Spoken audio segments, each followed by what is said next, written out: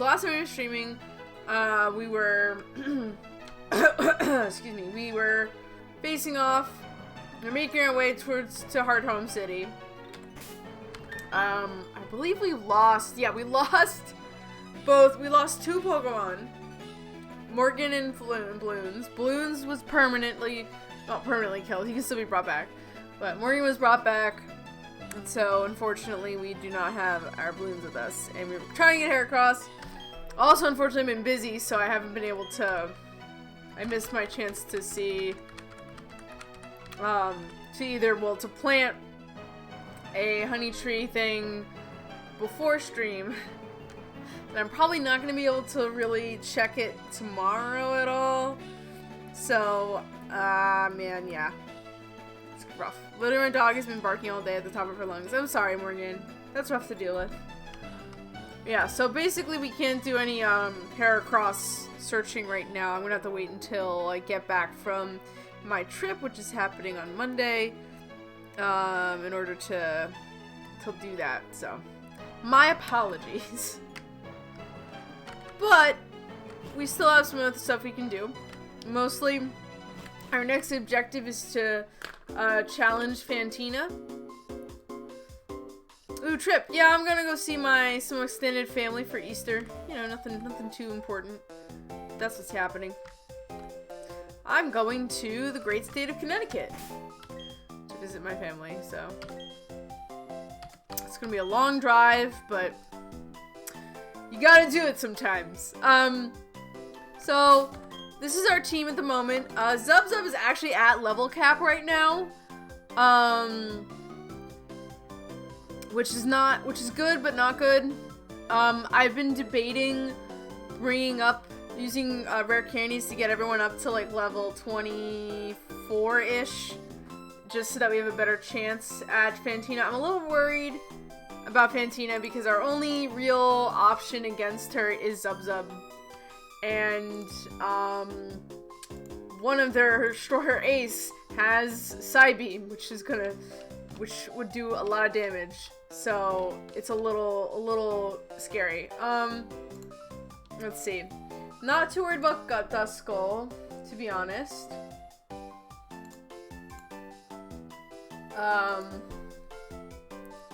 I mean, like, weirdly enough, Togepi is gonna be really good. Like, Togepi would be really good on this particular gym if it knew a move that wasn't Metronome, because they're not gonna be able to do that much damage to him, which is good. Cherubi. I'm kind of surprised that they have Shadow Sneak listed as it doing damage to Togepi when Togepi is immune. To Ghost.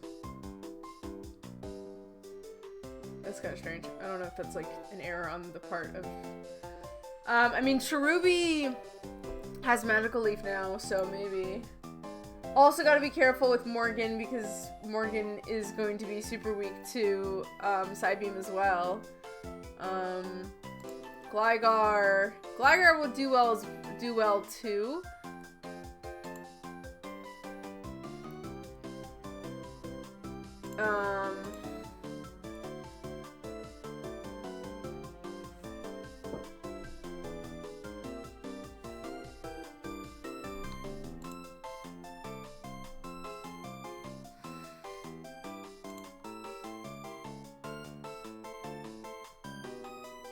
Oh, interesting. Okay. I'm looking at the like tool that I'm using for this Nuzlocke to try and help me decide where my team's at. And what's interesting, I didn't notice this. I just picked it up now, and I feel like a dummy for not noticing it. But so as you can see here, you'll see that when I'm comparing stats, it'll show the stats that it's better at than the opponent, base stat wise. So like, for example, Togepi's HP and special attack are better than HP and special attack on Duskull. But Duskull's attack, defense, special attack, and speed are better than Togepi's, which is helpful. So if I wanted to know, okay, what are the odds that Duskull will outspeed Togepi? The odds are pretty high that Duskull will. Same thing with like Cherubi. So Cherubi will outspeed, you know, obviously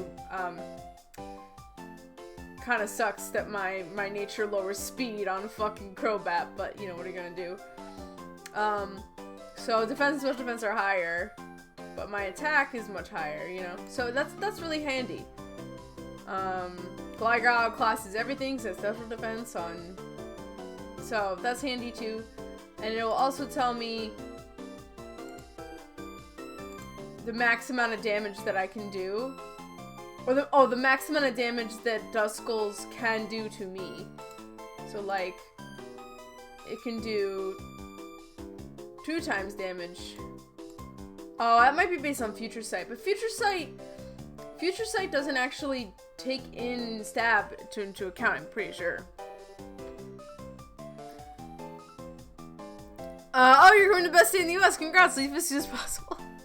I mean, I'm only going there for my family, so it sucks here. This is fine, meme. You should go visit Quinn. What's the capital of Connecticut? Hartford. Yep, Hartford. Just set up Trick Room. I don't have Trick Room. I was taught the capitals of school in Canada in school. Yeah, Hartford. I don't want people to... Yeah, well, I don't know if I can visit Quinn. I don't know where they live in... Where they live in Canada. I mean, in Connecticut. Oh my god. 2 different places. They could live close, or they could live, like, closer to Massachusetts, which would be... Or, you know, elsewhere in the state, or it's further away from where I'm going. Let's see, Haunter. Does Haunter have anything that's like super effective? No. Haunter's gonna do jack and also shit to some of my mons, which is pretty nice. Well, I guess it'll do a lot of damage to some of our boys. Yeah, I don't know why it keeps saying that Shadow Claw will do damage when it's ghost type. Like, that's not gonna affect Togepi at all. Togepi's not gonna give a shit about Shadow Claw. So I think we could hold on, let me look up Togepi's moveset in Gen 4. Okay, so I do not get another actual like attack move until level 33. Wow. Cool. So Metronome is my only attack for like several levels. That's Does Togetic get anything better? Possibly. Magical Leaf via Remove Reminder, but like nothing else. And Togekiss is a stone evolution, so I don't think it has like the most expansive moveset, which is poopy. So I guess in order to make Togetic good, I'm gonna have to give it like see, look, its moveset is so much better in frickin' Gen 6 on. Like, holy shit. They actually get an attacking move. Like, look at how good, how, like, much better. Oh, well, these are, okay, so this is actually the, Legends Arceus moveset. Never mind. But, like, at least you get, like, Fairy Wind and Life Dew and, yeah, I don't know. Someone asked me about Canadian capital. I'll post it in chat. I don't want to ask myself. That is totally fine. You don't have to tell me where you live. It would be kind of hilarious if you happened to live in the same area that my family is in. That would be kind of a fun cosmic coincidence, but that might not be the case.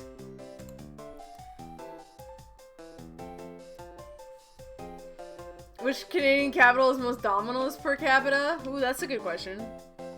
See, like, there's like a fuck ton of good moves that Togekiss knows, but they're just all gonna be like move reminder, move relearner stuff. Ask me about my book.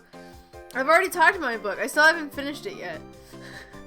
I need to. The library won't let me renew it anymore, so I have to finish it soon. I'm so close to getting done with it though, so I just gotta finish it, and then I can get a new one.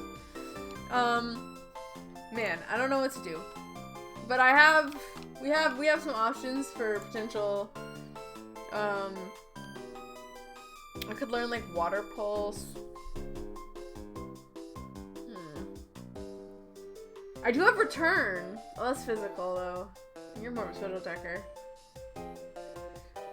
Like aerial ace would do really. Aerial ace, Giga Impact. Giga Impact is a TM in Gen 5, really? I didn't think it was a Gen 5 move. Huh. Like.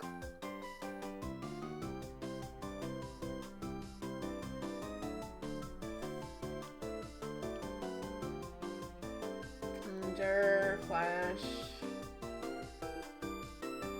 There's not a lot of normal special moves it learns, which kind of sucks. Except for like Hyper Beam, which not the ideal move we want. Gen 9. What is Yearling? Oh, that's Gen 8. No, that's Gen 9. Right? Generation 8.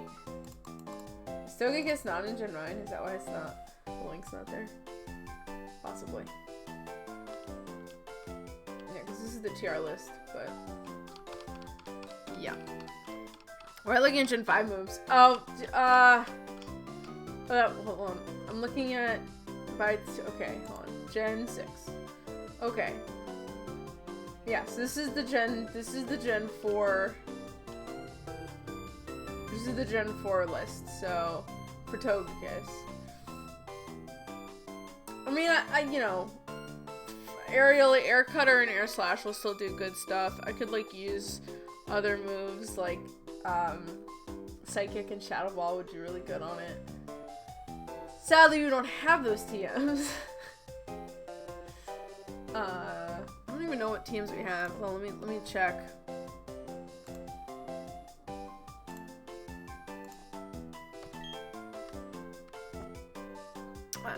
I can't. What else do you want to know about my book, Banana? Like, do you want me to tell you more about it? I'll ask you more Canadian connection. Which capital has the largest number of importance? Oh, you're not. High neck. Return is phrase and phrase, so theoretically good on both. Okay, take Yes. Yes, return is friendship based. So I could teach Togetic return.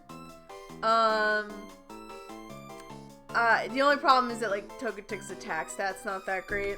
But it could be worth it just to have, like, a attacking move on Eggsafile that's not Metronome. However, that's not going to help us for this particular fight because Fantina doesn't give a shit about normal type attacks. So I would need to teach it something that's not normal type. I didn't take geography, though if I had, I guess I would take Vancouver or Toronto, because they're biggest cities in Canada. Probably, that makes sense. That's a good idea. What TMs do we have? Bullet Seed, Taunt, Return, Rock Tomb, Thief, Flash, Stealth Rock, Sleep Talk, Grass, Knot, and Pluck.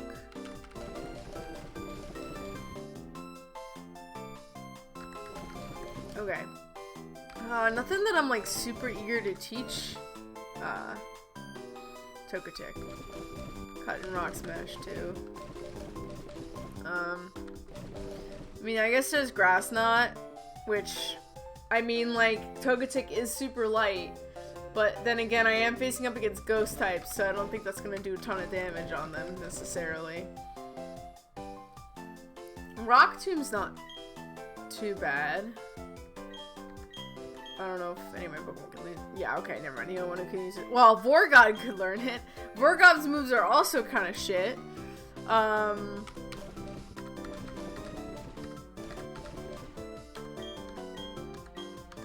Grass Knot. I mean, honestly, Morgan-Cute, I'm not, like, worried about Grass Knot, like, being on it as, like, a possibility. Eggsafile can learn Grass Knot. because Morgenkute already has Mega Drain, so like I don't feel the need to teach it Grass Knot really. All right,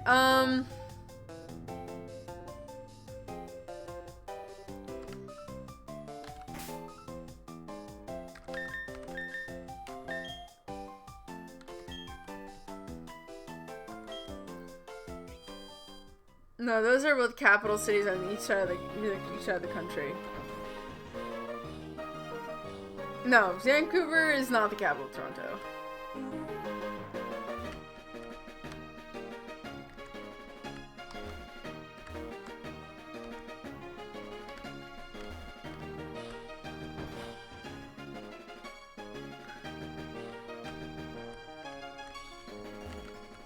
So if I try to avoid some of these people as they're going through this maze, I could, in theory... I already fought, I think, this girl on the left here. I could, in theory...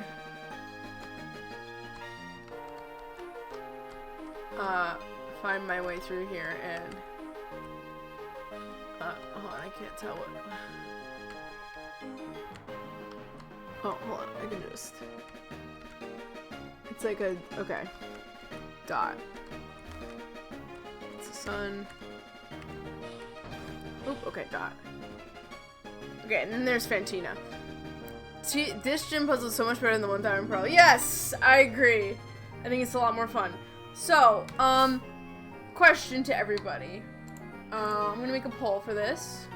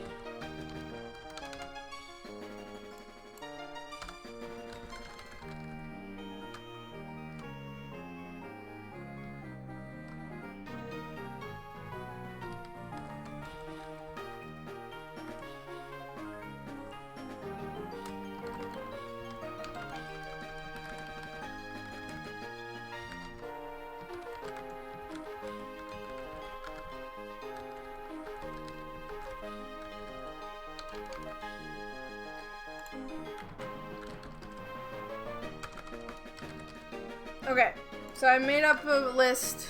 I will explain the poll, so please listen up. So the options are challenge Fantina now, with with the team I have. Teach my Pokemon some TMs. To like give them. So that would be right now as is with nothing else that I'm doing. The levels that I have right now, which I will show right now. So this is the team look like. I'm challenging it as is, no other changes.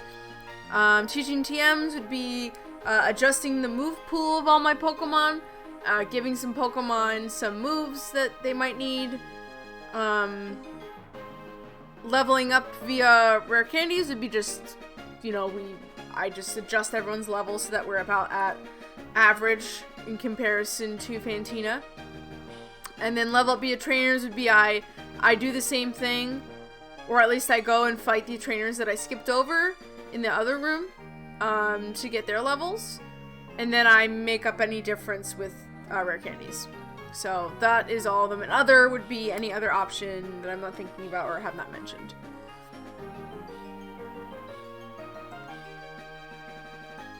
So those are all the questions. Any questions about the options or need anything explained from me, please let me know.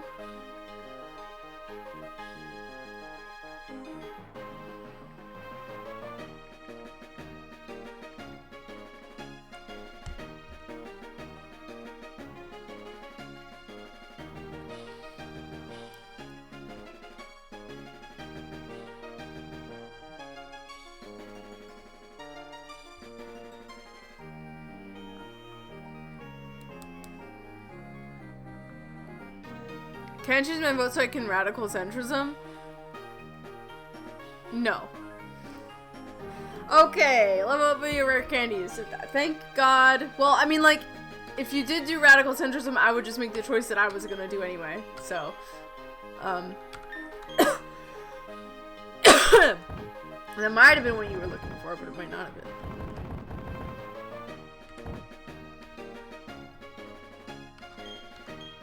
Question, what type of keyboard do you use and is it any good? I use a HyperX mechanical keyboard. I think it's pretty good, but I'm not a keyboard snob, you know? It's just a yes! Hell yeah! Okay, totally worth it for me to have leveled up via rare candies, because now we have a Togetic, which will definitely help. I just kind of picked the, like, cheapest keyboard at Best Buy when I was buying one. You know, like, one that looked like it was still good quality, but, like, you know, I didn't want to, like, break the bank on a keyboard. I didn't think it was super necessary. So. Okay. We're gonna keep going.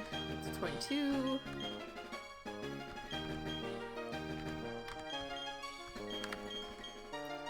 Ooh, sunny day.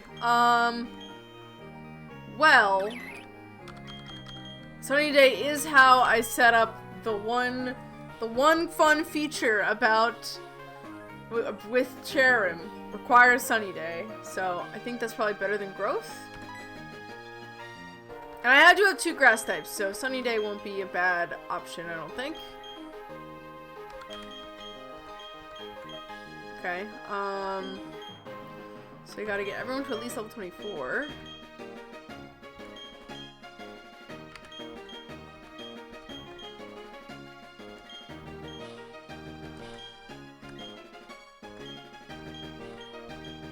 Feint attack. Oh, that'll be so helpful. Holy shit. Feint attack, fucking way better than knockoff.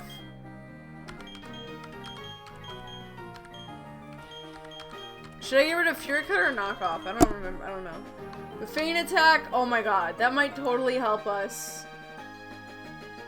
I feel like I have HyperX. HyperX makes a lot of different different things for technology. Like a lot of different technological accessories are that brand, so that makes a lot of sense.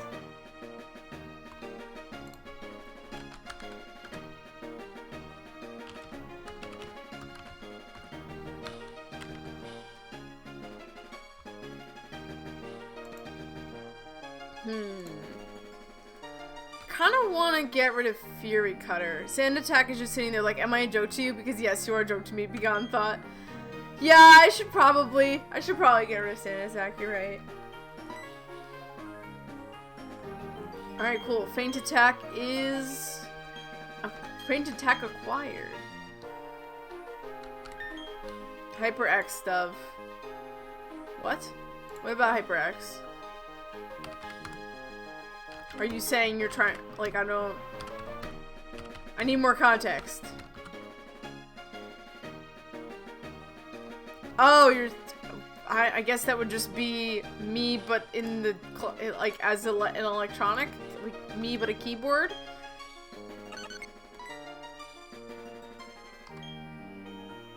Shrug.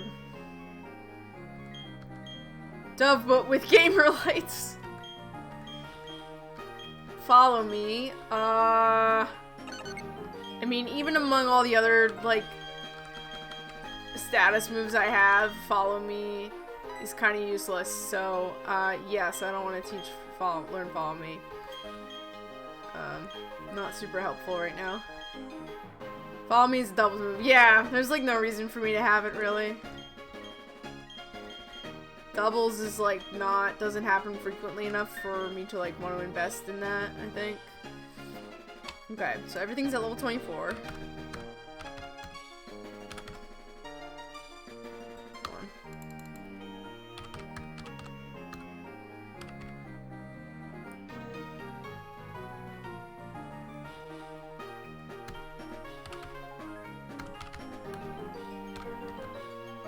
on. Okay. I think if I make like one of these Pokemon 25, then that won't be helpful.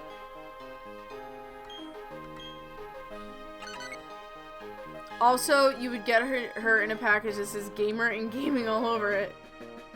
I do not want to be sent through the mail, thank you. Thank you very much. This does not sound like a fun time.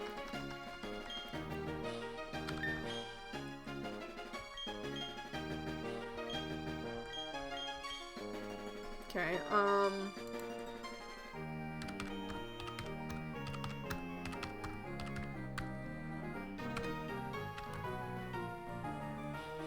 okay.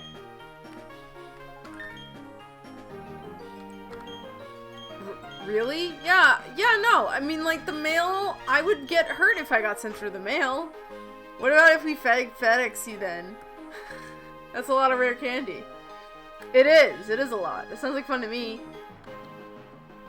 I mean, you know, if it was like... Maybe. I'll think about it. Okay. So we're gonna lead with Vorgod. Mostly for the Feint attack. That'll be really helpful against Duskull and Haunter. I could also do Duskull. Because, like, the thing about Mismagius is that I'm really scared of Mismagius. Mismagius is going to be tough. Gligar has pretty good defense, but not good special defense, and Mismagius is like a fucking crazy attack. That Shadow Ball is what I'm really nervous about. Like, it's gonna really fuck everything up. Now, Togetic will not give a single shit about... Alright, let me, evolve Togepi into a Togetic. Let's see. Because, like, that's the thing I'm really... Mismagius is the Pokemon I'm really nervous about. Haunter and Duskull, I think I can take care of without too much issue. I hope. We hope. Amazing. Cherubi is literally is not worth putting out in front of Mismagius stat rise. It'll get fucking got real fast.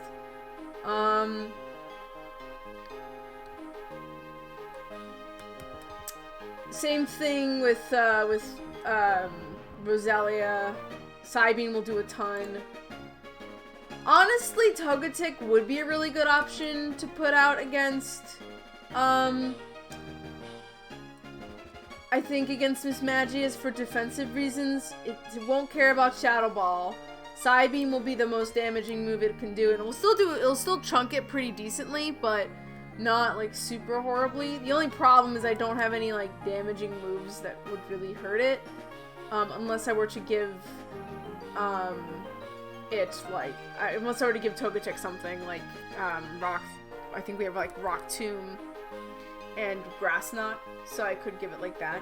Now, to be fair, and then Gligar would get bodied by Shadow Ball, and like Mismagius would outspeed. I don't think Gligar would be good to put out against Mismagius. I think it would be better to put out against, these are some fun facts, thanks. If you still want to know about the Tim Hortons, the most per trap it has Nova Scotia, but the most overall is Ontario. For my Googling, those are the provinces.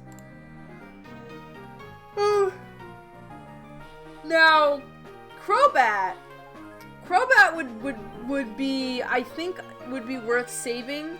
Because the thing is that Crobat's gonna outspeed Mismagius, so if I do a lot of good damage with Bite, and its attack stat's not great, so, or its defense stat, I should say, is not that great. And I'm looking at, you know, all the other moves, and Psybeam is only gonna do, it'll still do a lot, it'll do about, like, just under half, so I have to be careful. But if I do a lot of good damage with Bite, we might be able to take care of the Mismagius without losing anybody. So honestly, I think even though Psybeam's a huge threat, and holy shit, if we get a crit, it'll be awful, I think putting out Crobat would be the best option to defeat the Mismagius, and then I can let Vorgod handle Duskull and bleh. I can let Duskull, it can have Duskull and Haunter for me, and then I don't think it'll care as much. Let me compare Ligar's stats with Duskull's. Yeah, Duskull's most damaging move is Future Sight on it, so it'll outspeed the Duskull, so a nice strong feint attack should do a bunch. I mean, like, Duskull's pretty thick. Duskull is chunky. So I am kind of worried more about the Will-O-Wisp being an issue. That'll definitely hurt chances. Haunter, I mean, again, its most damaging move is Shadow Claw. That's not gonna be too bad. Hold on, sorry. My defenses are pretty high. Oh, well, special defense. Special defense. Oh no, Shadow Claw is physical. Why do they have a Shadow Claw on a freaking Haunter? What are they doing? That's not gonna do a lot of damage. That's gonna do cheese damage. So, yeah, I think the Haunter's not as threatening. I think the Haunter's pretty weak. Duskull, I could see taking like 2 hits to take down because of that defense and the fact that like Will-O-Wisp is a thing, so it could like cut my attack and stuff. I wish the game told you IVs and EVs for free so that I could do some damage calcs. Really, I truly do. I really wish I knew the IVs and EVs on my Pokemon. That would really help. Because then I could like figure out like, which one would this be? So yeah, so that's my thought. My thought is no.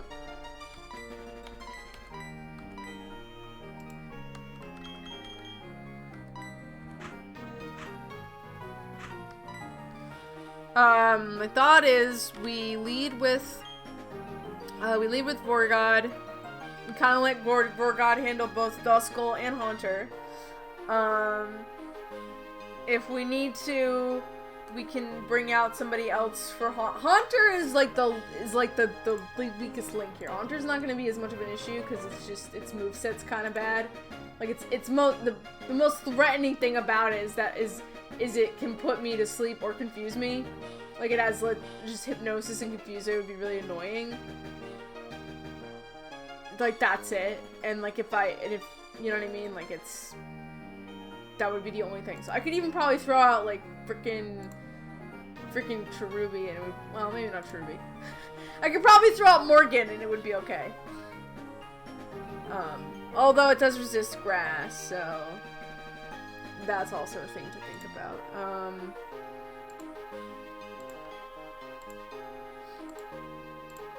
Which is the only other 2 Pokemon on my team. But I don't know. We might be okay. Am I the only one that didn't realize you could play Pokemon this seriously? I just play with the funny sounding moves and choose Pokemon. I mean, if you don't play Pokemon all that much, or you don't follow a lot of people who play Pokemon, I'm not surprised necessarily. But yeah, okay. That's my plan. That's my plan going in. I think it's a pretty decent plan. It's the best plan I have considering the circumstances. So, you know what confuses me? Girls with vaginas. I thought all girls had penises.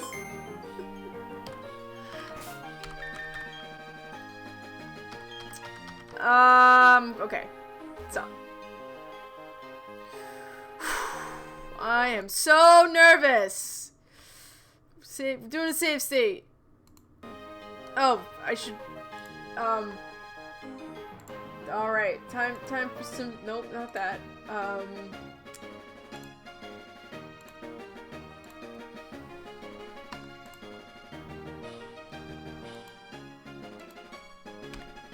Okay. Feel free to predict. Will I lose him on this time? Yes or no? I'm being silly, by the way. I've kind of figured. Don't worry. I'm not that surprised.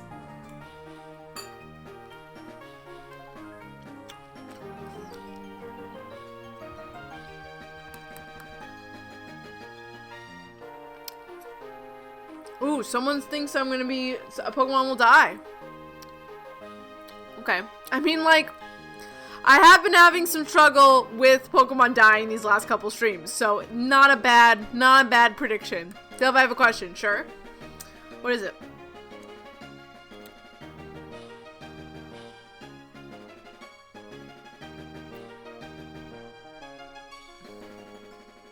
I am free to answer.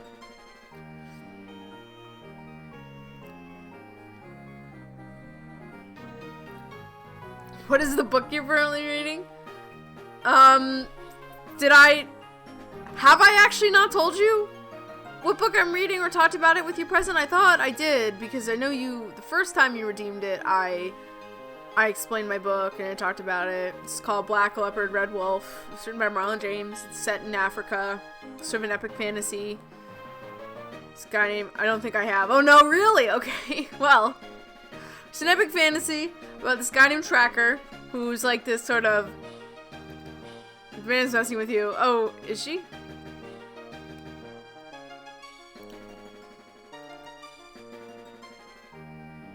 I mean, I know she's messing with me, but I don't know to what degree. You know what I mean? Anyway. I don't remember you ever telling us the name now that I think about it. Yeah, so that's the name. Black Leopard, Red Wolf. It's pretty good. I'm liking it. It's kind of a longer read than I'm used to. It's a pretty thick book, and sometimes it can be a little harder to get through. Just because I think, you know, it requires, like, there's a lot of, like, stuff and intrigue that needs to be set up, and I think you have an easier time understanding it if you have more of a passing knowledge of African culture, traditions, folklore, etc. Also, it's the way it's structured is a little loose. I mean, it's supposed to be like, the whole idea is that there's this guy who's in prison and he's recounting the tale of how he got there.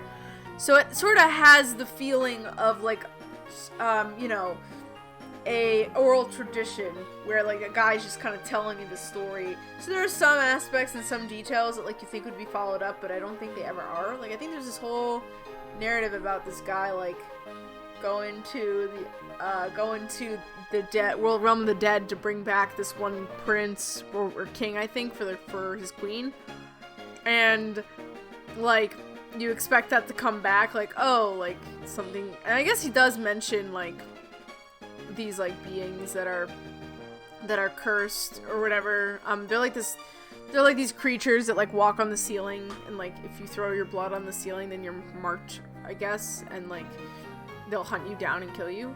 And I know he mentions that a lot as like, oh, that's why this child he's trying to find. Like the whole main premise is that like Tracker is hired by this really bad guy to find this child. And there's this ragtag group of people who get brought together. Jesus Christ, the dog will not shut up today. Just put in like headphones, Morgan. I'm sorry that the dog won't shut up. If there's a way for you to find like a place to I mean, the best for me, I found when I have dogs that bark a lot, the best thing to do is to like either distract them or ignore them. Like sometimes dogs will bark as a way to get attention. I mean, it really depends on the context of the barking. Sometimes they'll bark like because they hear things outside and they're trying to be defensive of their territory. Other times the dogs will bark because they want attention and they know if they're loud and obnoxious, people will pay attention to them. So it really depends on why they're barking. If they're just barking for attention, then the best thing to do is just to ignore them, because then they'll learn that barking won't, as annoying as it is, they'll learn that barking is not the way they get your attention. She barks at the door. Okay, then it might be like she's sensing something outside or whatever. Maybe she wants to go outside. She could also want to go outside. That's also possible too. You gotta think about it like a baby. You know what I mean? Like, babies cry, but they cry because that's the only way they can really communicate with anybody. So they'll cry whenever they're in distress. So that's why you have to kind of figure out what they're distressed about. Like, is it they're hungry? Is it that they pooped themselves? Are they just tired?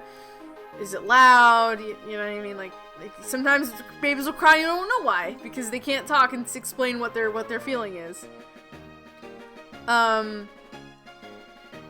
So maybe your dog just wants to be let out, like let outside for a little bit. That might help. If they're able to go outside and like see, okay, there's nothing out here, then they might stop. But you know your dog better than me. You know their habits. Most dogs bark for some kind of reason or another.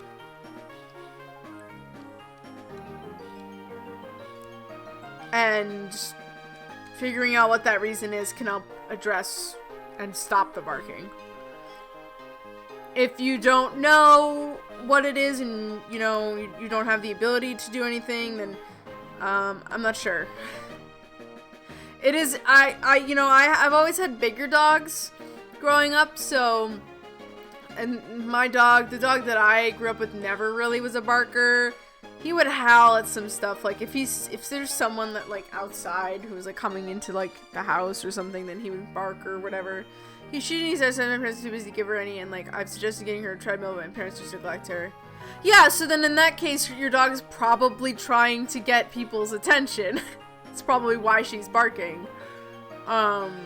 She's trying to get exercise. She wants attention. She's lonely, so she's barking to get people's attention. So in that case, I think it would be best to address that need and give her attention, and then she won't bark as much.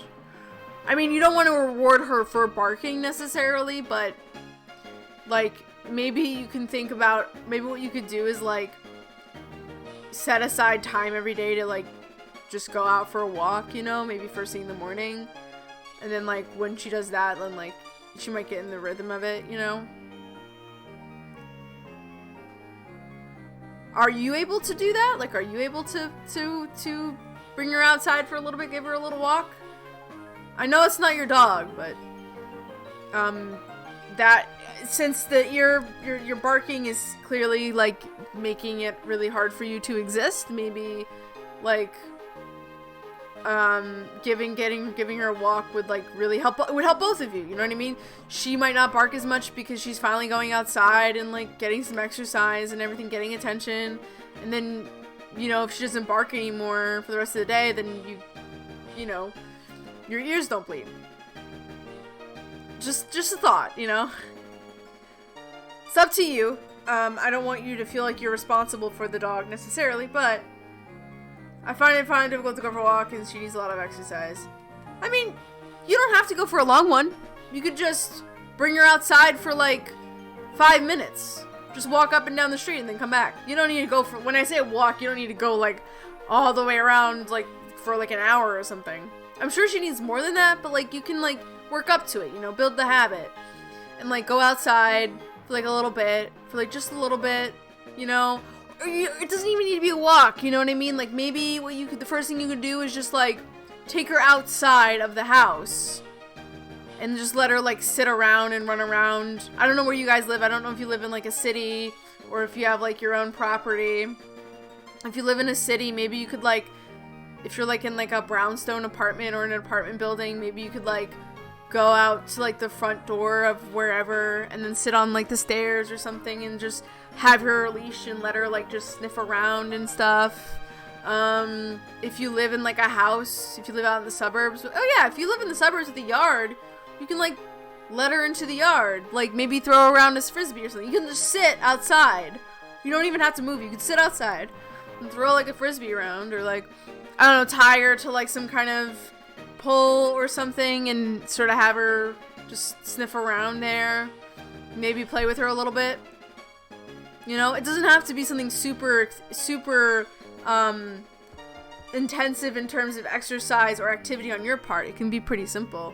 Like, I lived out in the suburbs with my dog, and sometimes we would put him out. Like, just like we had a basketball hoop for my sister, and we would tie his leash to like this big long, we got this like long rope, and we would tie the rope to the hoop, and then his leash to the hoop, and then he could just walk around in that area outside in the summertime if he wanted to.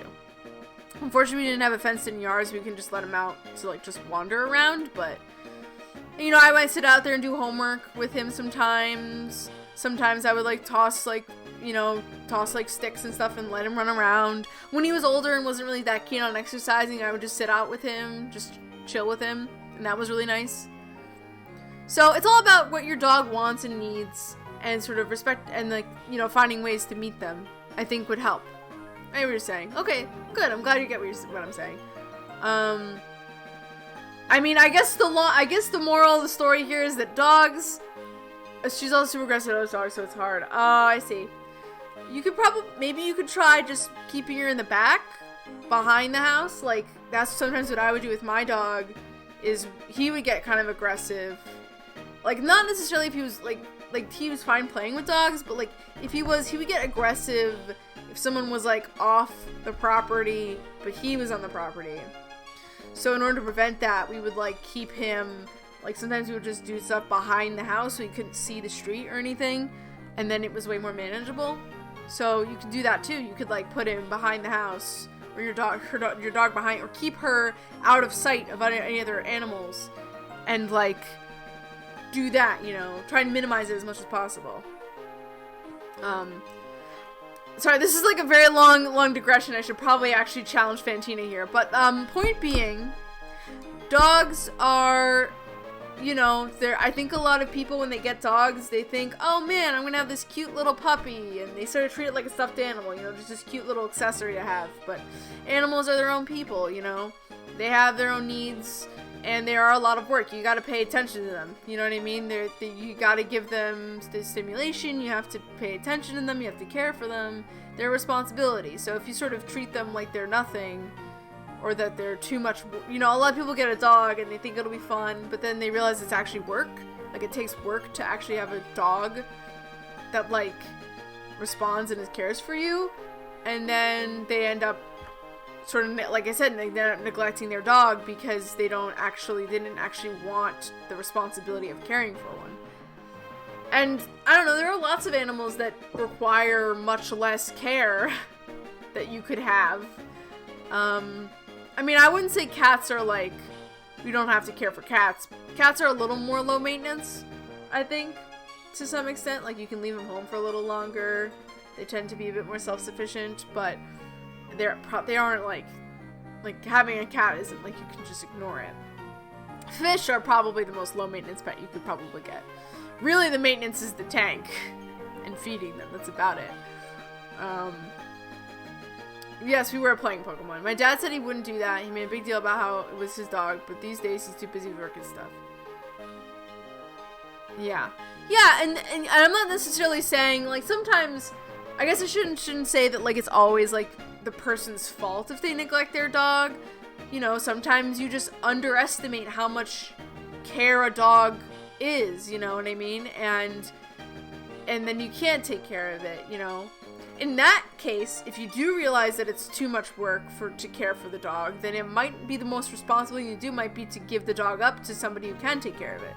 You know, because then the dog isn't suffering from neglect, and then you guys don't have to worry about a dog that needs more attention than you can give it, you know. It's a sad thing when that happens, but that might be the best choice if everyone involved doesn't think that they can actually, like, support what the dog does. So, anyway, I guess that's my sidebar on my thoughts on caring for a dog based on my experiences having a dog at home. My sister has a dog too, and that caring for him is kind of hard too in some ways, 'cause she works full time, so she has to leave him home, but she gets him, like, you know, a dog walker and everything. And yeah, he's a good boy though, but he has a lot of stuff, like he has abandonment issues, kind of. He gets very upset whenever my sister leaves, and he has a lot of leash regression, so. I agree, though. I've needs already heard, so you really should. Yeah, especially since it's bothering you, you know what I mean? You should seriously talk to them, like, hey, this dog is clearly not getting the care it needs. Either we need to come up with a way to actually care for the dog and put in the effort to care for it, or we should give it to a shelter or somewhere where he can be, or she can be cared for appropriately. And maybe we should, if we want a pet, we should consider getting something that we can manage a little bit easier, or maybe not have a pet at all. That's also an option too. Nothing says that you can go throughout life without a pet. That's totally valid, and I know people who are like that. So, anyway.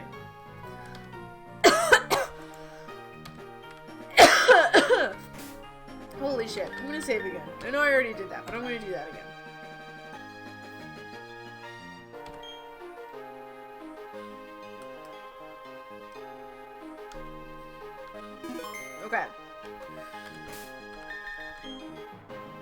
We have Morgod. I'm gonna put Zub here.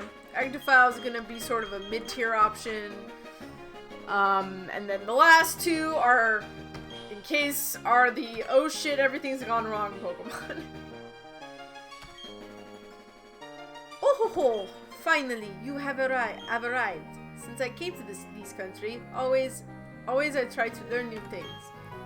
A whole contest in this city? I say to myself, enfin, I will excel. That's why I dress this way. C'est une performance. Also, I study Pokemon very much. I'm going to be gym leader. And, so it shall be that you challenge me, but I shall win. That is what a gym leader does, no?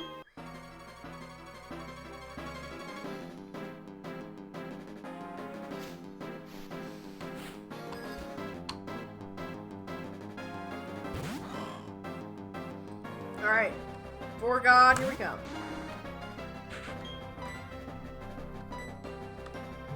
I feel like they just turn around and on me and be like, why don't you do XYZ? Well then, yeah, I mean that is going to be a potential option there, which would suck. Oh, thank God. Thank God you did not use Will-O-Wisp. That would have sucked. Okay, so that worked out. Yeah. I mean, if they do that, you could say, well, I feel that this is a family dog. Ooh, that's a good one. That's a good one. I like that. I like that one, Panda. If you want me to do XYZ, let me wear girl clothes. There we go.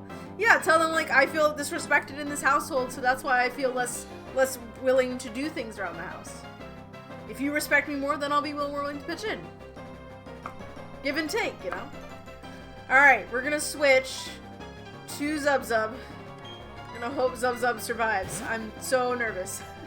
Zub's my best shot, but also Zub could get shot out, you know? Like, this is a big risk. Big risk, big reward, you know? Alright, Zub, you got this. I believe in you. Come on, Miss Magius. Oh my god. Oof. That's not great. That's not great. Okay, it didn't use Psybeam off the bat, but Confuse Ray's not great either. I know, I'm like really upset that it didn't flinch. Come on. Come on, Zub. Great. Oh, it's using the Psybeam.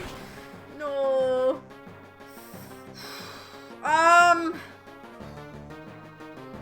Okay. What do we do?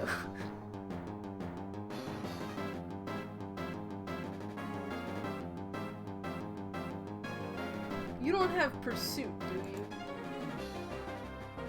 No. Magical Leaf and Shadow Ball. And Confuse Ray. And Psybeam.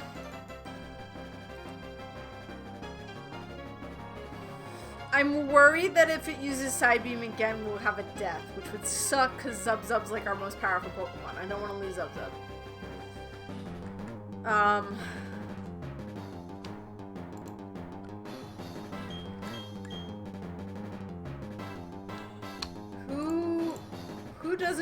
Who gives the least amount of shits about Psybeam? Technically,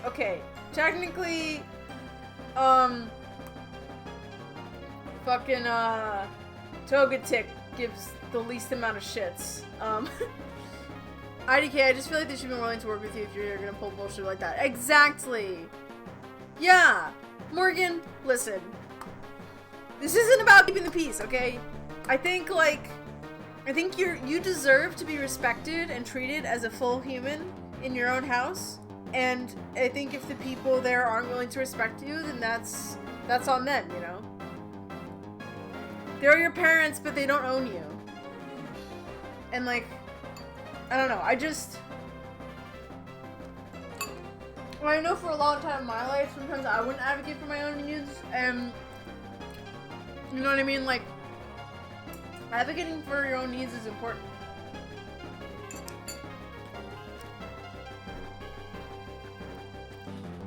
I don't want to invalidate your worries that it wouldn't go well.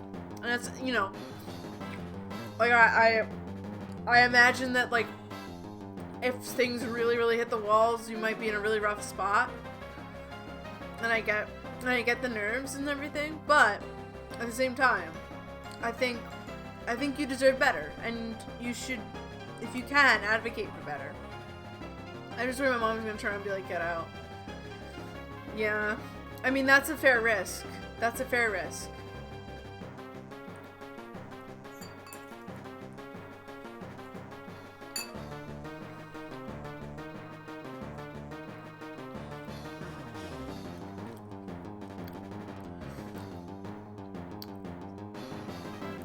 And I don't know what to do in that situation. I don't know what would be the best exit plan if that does happen.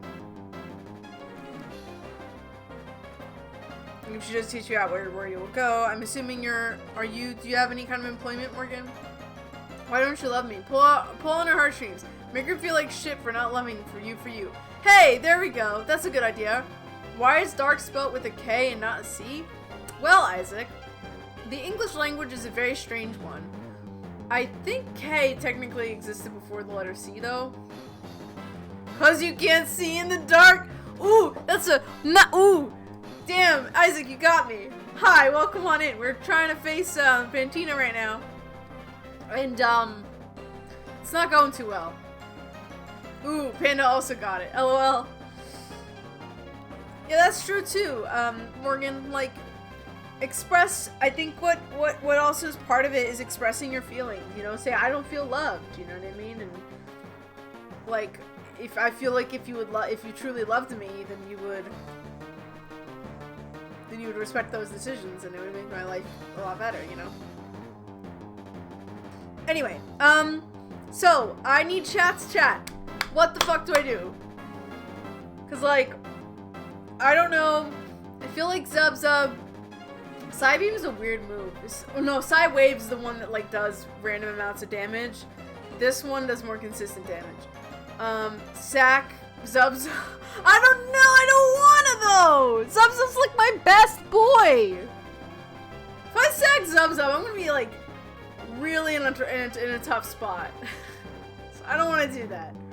Not IDK. See, IDK ever really love my mom at all. I mean, that's okay. You don't have to love your mom.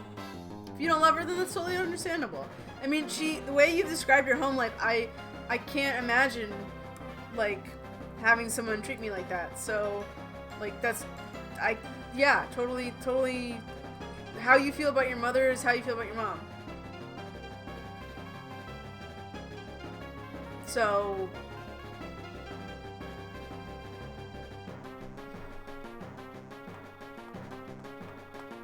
have you thought about trying to, like, live on your own? Separate from your parents?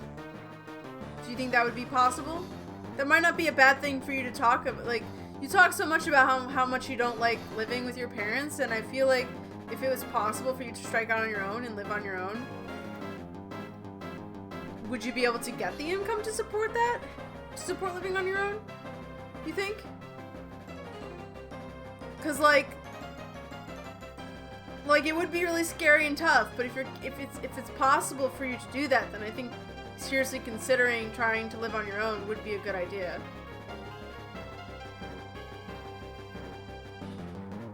I mean, it might not be a bad thing to at least try to do in the meantime, you know? Like kind of, you know, see if there's a way for you to set up a scenario where you have an exit plan so that you can just tell your parents, fuck you, and then live on your own.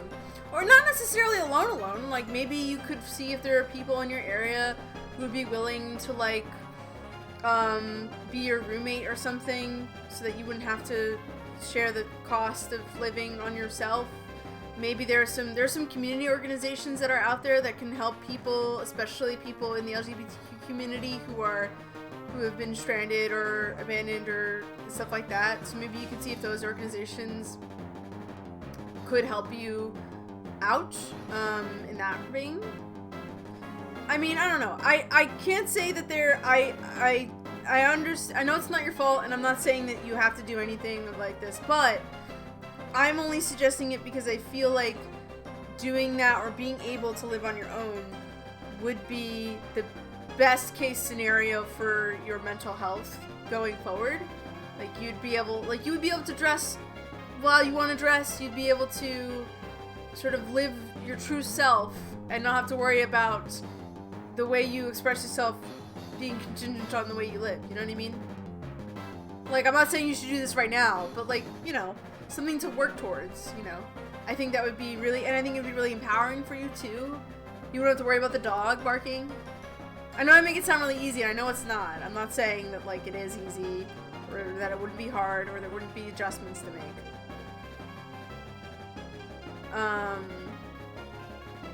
But I think at this point it's something you should probably seriously consider as an option.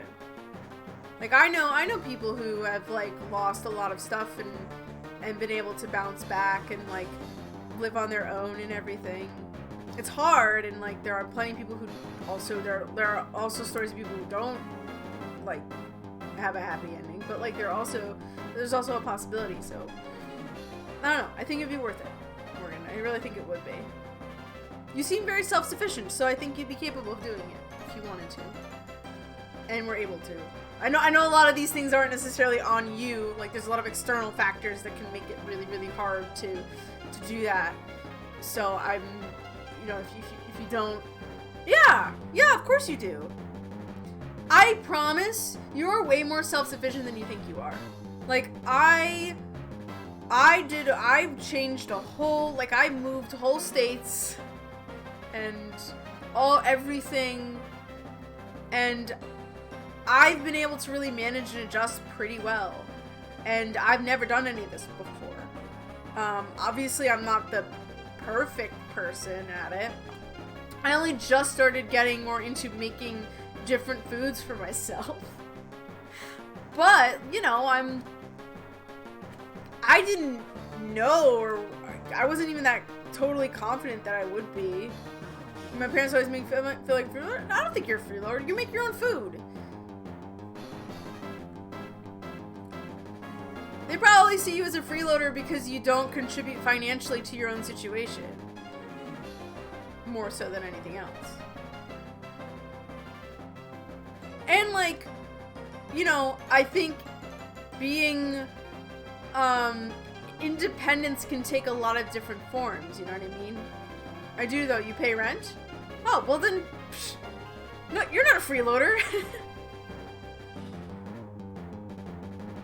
Can you make your own food? Are you able to do laundry? Are you able to clean up stuff?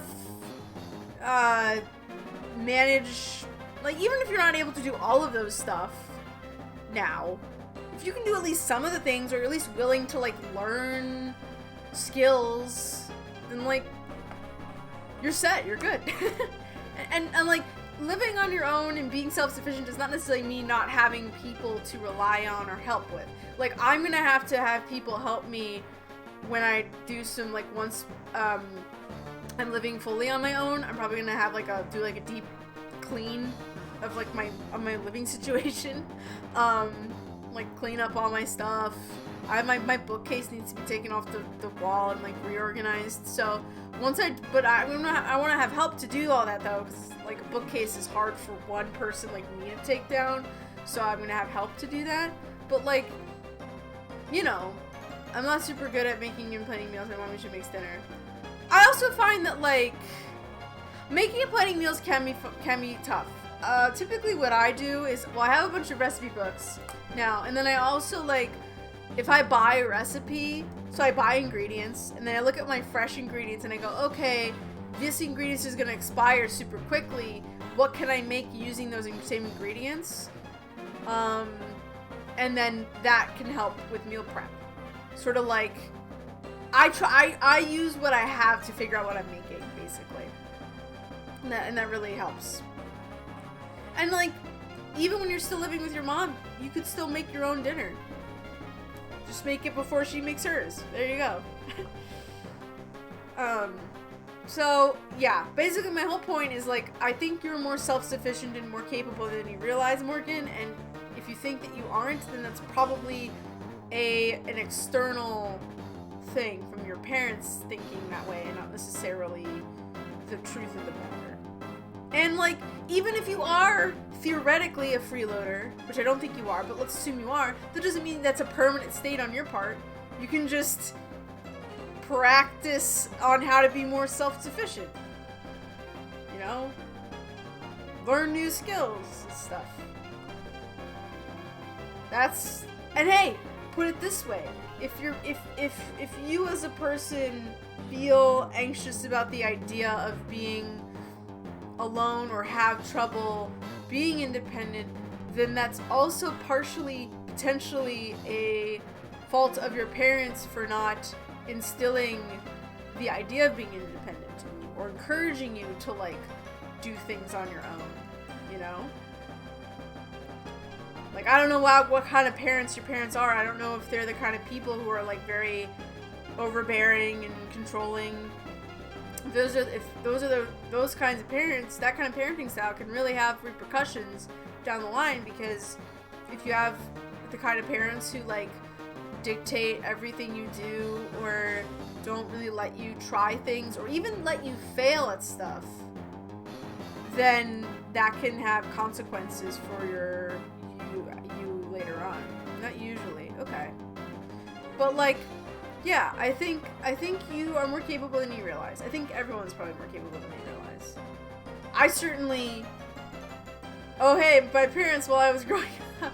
Yeah, and, like, I bet a lot of people who have, like... I mean, I don't know. There's a lot of reasons why anyone can have it. But, like, being...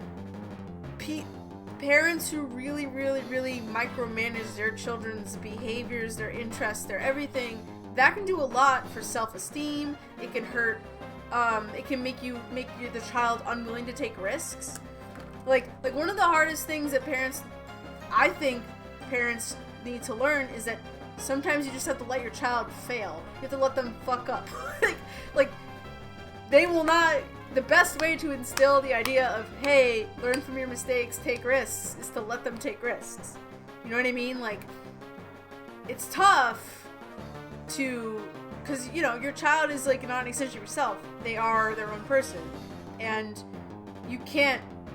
Even if you think what they're doing is wrong and dumb, it's gonna backfire in their face, you know, sometimes you just gotta let them do it.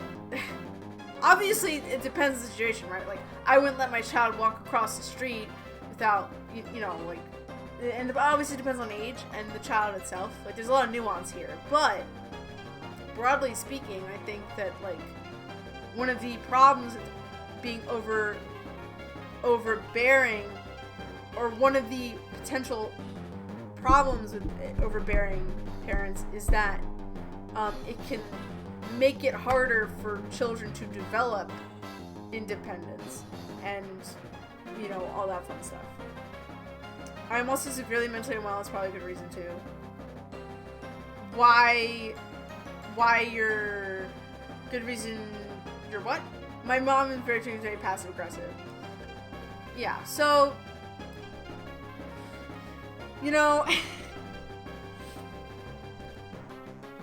Yeah, probably because she, you know, I feel like people who are passive aggressive are the kind of people who, on some level, realize that what they think and what they do is wrong, but they don't want anyone to know that. Like they shroud their aggressiveness in sort of politeness to make it feel better, even though it's not better. You know what I mean? It's like people who are just, they're self-aware enough that what they're saying is shitty and what they're doing is shitty, but they don't have the wherewithal to actually correct their behavior and not be shitty. So they disguise it in passivity. Okay, I refer to some of everyone agrees.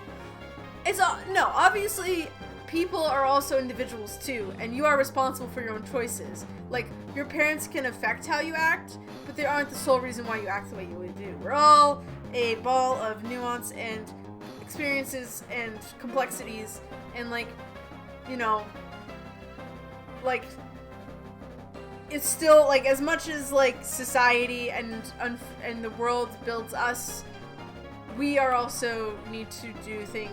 Self-care relies on the self, you know. We have to also take charge of our own self-care to some extent, you know. Well, I'm never going to be independent fully. I'm always going to have to rely on someone basically the rest of my life. Oh. I'm sorry. That stinks.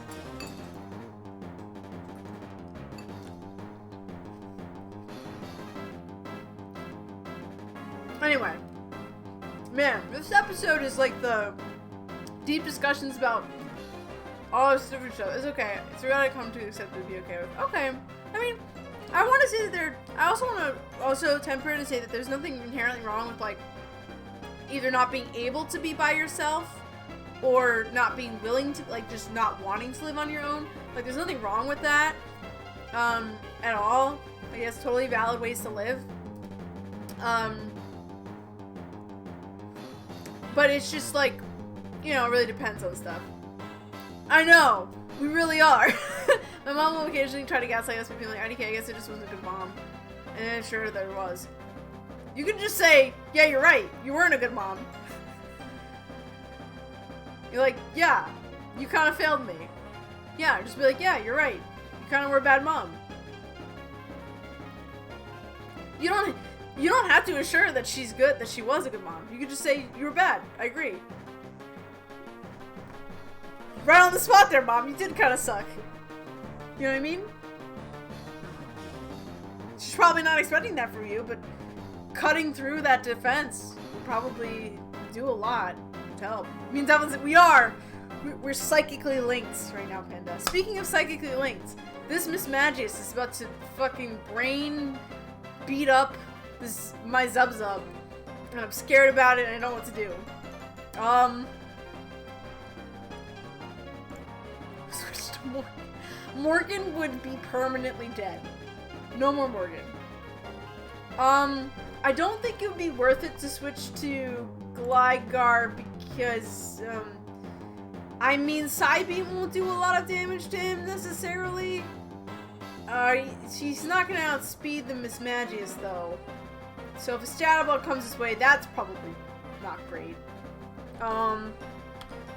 Exifile might be the best option to throw out because Psybeam it'll do a lot, but it won't do tons. And while obviously Miss Magius will outspeed, you know, it could give me time to like heal up Zub or something. I could obviously sacrifice with Mr. Stabby. Mr. Stabby, you know, will probably die, but maybe it'll be sacrifice that's willing to be made. I'm not gonna kill you, Morgan. At least not intentionally.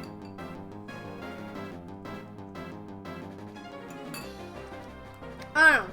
Any other thoughts, chat? On what I should do? Cause I'm kind of at a loss right now.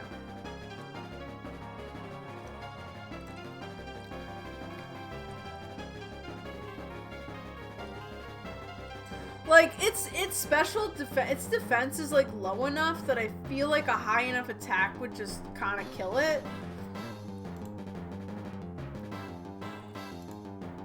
I mean, it's kind of why I wanted to have Zub do anything, but clearly that's not helping. Yeah, you should win. Wow, you guys are really not helpful at all. I appreciate your commitment to not helping me.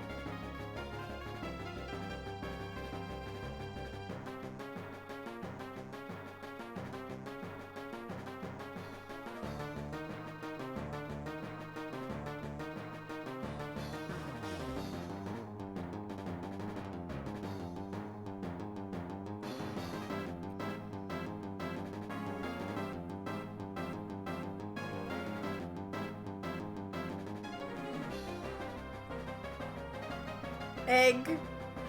You think I should bring out Exifile? I mean, Exifile can't do... Well, Exifile... Actually... Hold on. Hold on. I do have... Yawn and Sweet Kiss. So I could at least status effect it. So, there's at least that. And then, like, I could heal Zub and then bring him back out. So, in a way, it's kind of your fault, Dove. How is it? It's both of our... You know what? It's both of our faults, Morgan. Alright, you know what? I think doing Exifile would be the best. Because Exifile is going to be the best at taking the hits from Miss Magius. It's not gonna care at all about its most powerful move. Psybeam will do damage, but it'll only do like a quarter at most, which isn't too horrible. Please don't do this to me, Please don't do this to me, Panda. I do not need Ectofile to die as soon as it's become a Togetic, okay? Okay. Oh my god. Oh! Okay, that actually did way more damage, way less damage than I thought it was going to. And that was a crit, so that's pretty good. Use it to call it, yeah. Alright, let's use Yawn. It's not the Oko, yeah. Oh. So, now it's gonna... Fuck.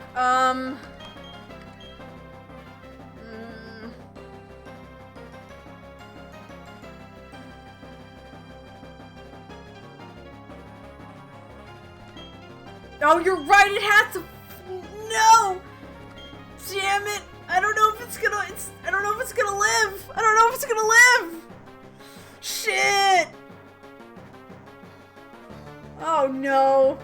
No, Ectofile, I don't want you to die!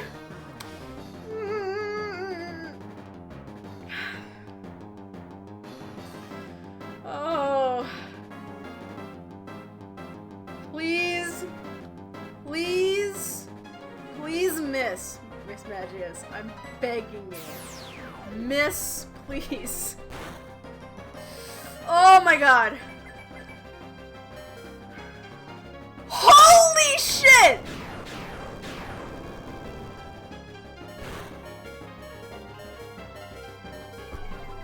Oh my god! Oh my fucking god!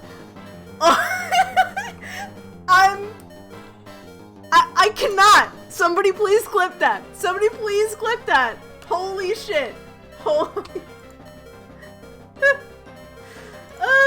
Metronome is sometimes a gift. Not all the time. Honestly, most of the time it's not. But like sometimes it fucking does it. Okay,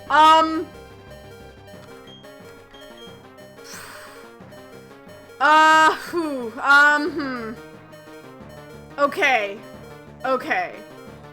This is why you use Metronome. Okay. Shh, shut up. Shh. So, here's the thing, right? I mean, options are, we, most of the time it's wonderful. What do you, most of the time it's just nothing good happens. But that was a fucking, like, gift from the gods. Arceus looked down on this Nuzlocke and was like, you know what? She's had a bad time of it recently, so I'll give her a freebie. It's fine. Okay, so I'm not doing too hot. So the options are.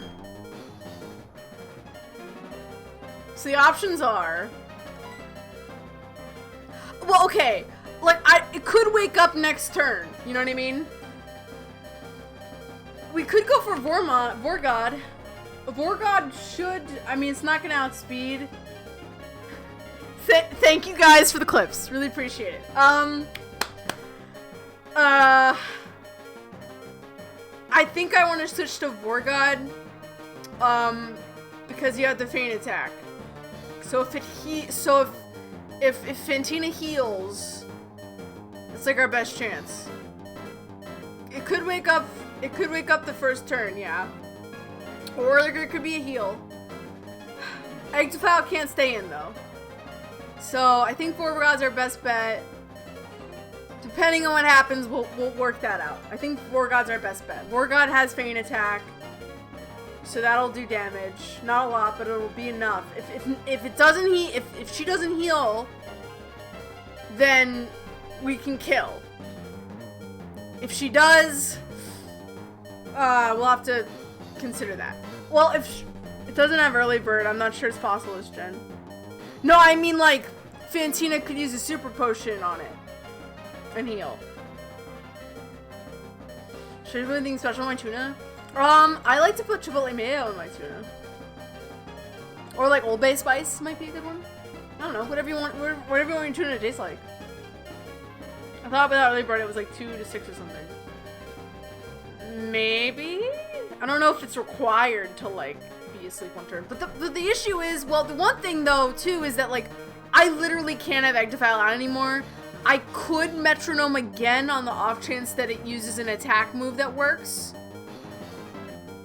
But like, I don't know if that'll be a thing. I feel like now that I have it like at this low, I should do something that's guaranteed to like hit and kill it. So, I think Vorgod's our best bet. If she doesn't, it needs to be asleep at least once actually, now that I think about it, yeah. So she definitely won't hit. Okay, actually, so if she doesn't, so if she's definitely not gonna wake up next turn, would it be worth it for me to send Zub in for a bite? Even if she, wakes, so like, if we assume that she's getting healed, I'm doing worst case scenario. Even if she gets healed, I still am gonna do a lot of damage with bite, and she'll probably be asleep for at least 2 more turns. We hope.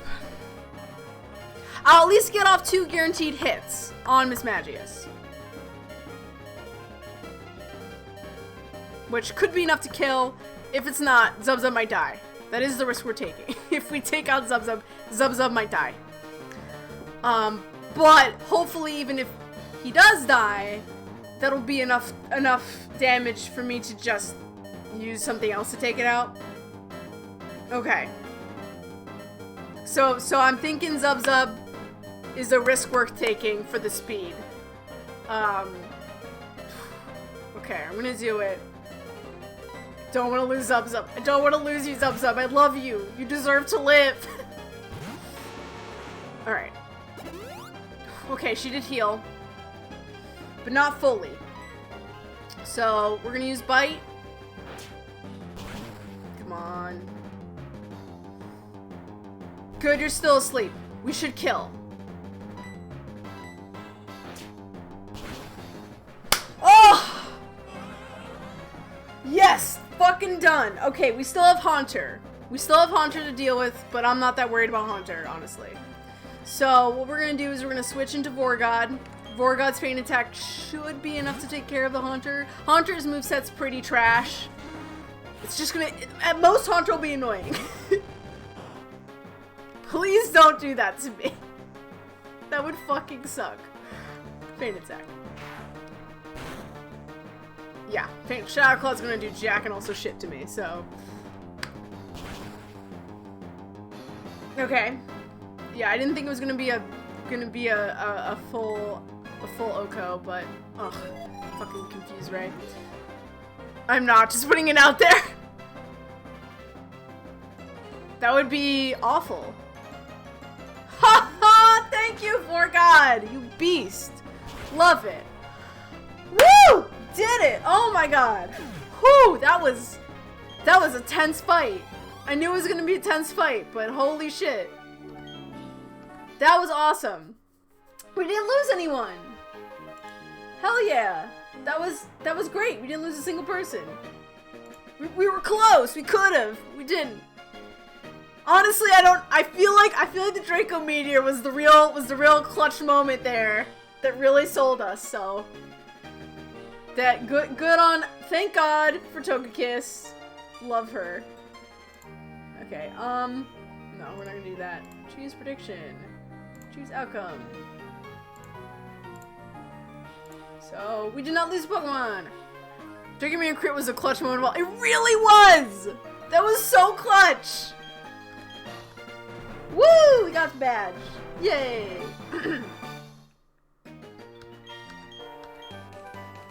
We use Defog outside of battle, okay. Okay, so we have Shadow Claw now. Okay, awesome. That was great. That was great. And now, midstream break is upon us. I think. Yeah, it's been like 1.5 hours, right? Pretty much, yeah.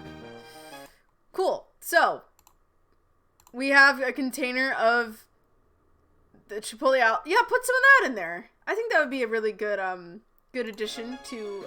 I use that when I make some stuff. I'll use Chipotle mayo as like the binding agent for my tuna. So I highly recommend it. I think it's a good idea. You should do it.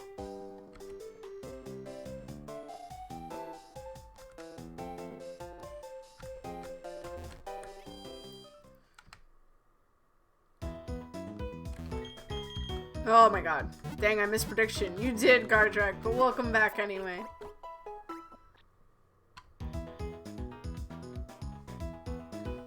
Ahoy hoy!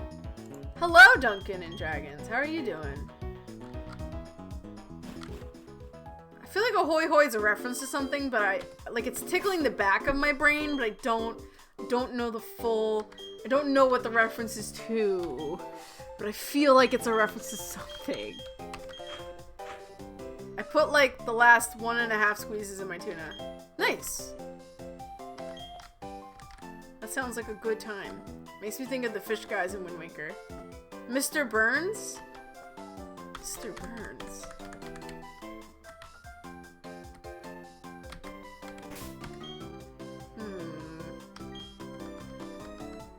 I'm like squinting at the screen when I'm like, I don't remember this.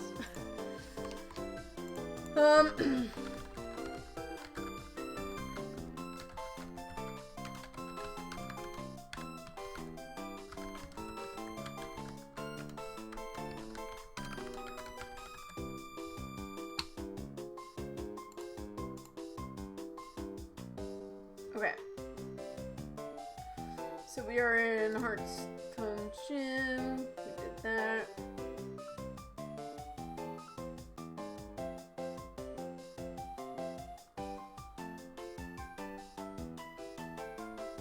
Okay, so now Route 209 is our next destination. Ooh, we're gonna get Spiritomb! Hell yeah! Oh, I'm so excited. Can we go this way? Or is this still blocked off? It is still blocked off. Okay. Can't taste any of it. Good job. It actually is self-reference to the other option instead of hello when the phone was invented. Oh! Okay. Okay. I think that's the, that's why I know it. What's up, my gay nerds?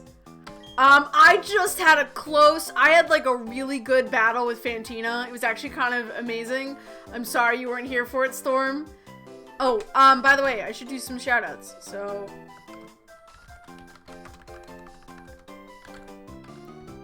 oh my god. Yeah, shoutouts to Storm. If you could shout out Morgan too. Yep. Also, Gardrak deserves some love as well. But yeah, we had a close brush with death, but nothing died, thankfully. So now our next goal is Route 209, and Barry, we have a fight with Barry coming up. Oof, are we ready for Barry though? I don't know if we are. Let's see.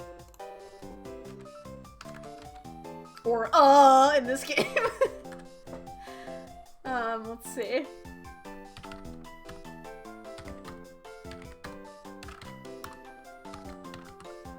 .5 is our average. So we're about there.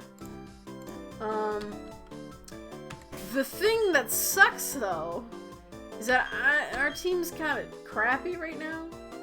Like, let's see. I don't have anything that can really beat Staravia directly. I can use Vorgod and Zub-Zub though.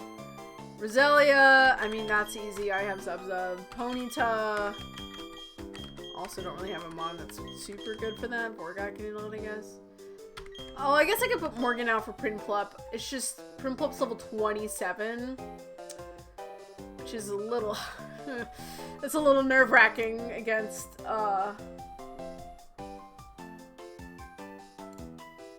like, I don't know. Oh, well, I guess it resists a lot of the moves that it has. Actually, now that I'm looking at that, at the damaging output, I think it should be fine. I think we should be okay. I think I might be overthinking it. I always overthink. Duncan, do you stream? No, I don't. We've been having a therapy session with our parents. Although I forgot my name on here, haha. I like when tuna sandwiches are already mixed. Right before I got on here, I went to make a big bread into big sandwiches, but unfortunately I went too long and got moldy. Oh, that sucks. Yeah. Oh, I've been having those for years. Y'all need to catch up.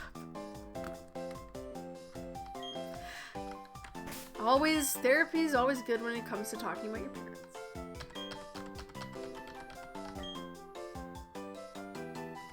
Okay.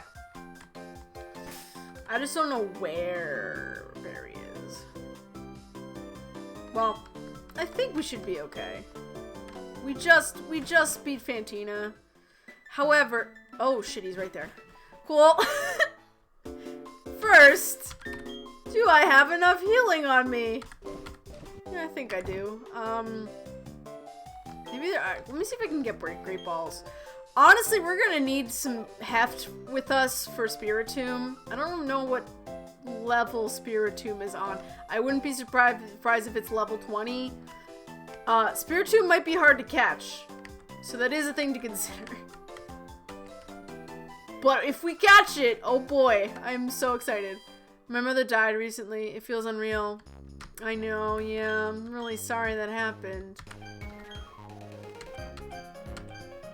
I've had deaths recently in my life too, so if you want to talk about that with me, I probably don't want to talk about that on stream just because it's a pretty heavy subject and that's not really what everybody here signed up for. But if you wanted to DM me about it, I am all ears. Okay. Cool, so we got great balls. I feel like we can just challenge Barry. Famous last words! Yeah.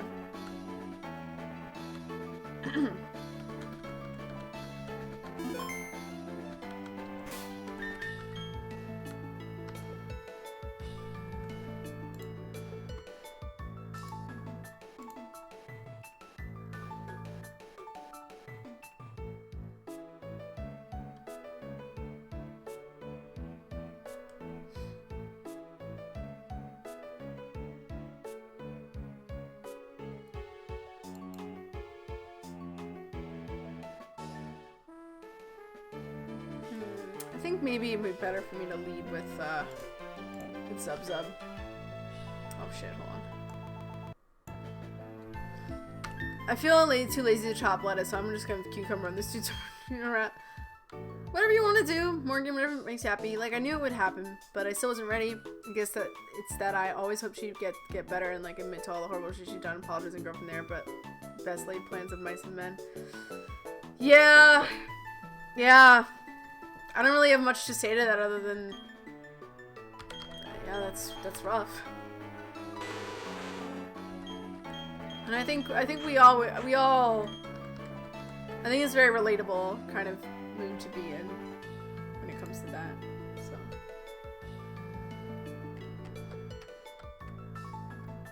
Okay.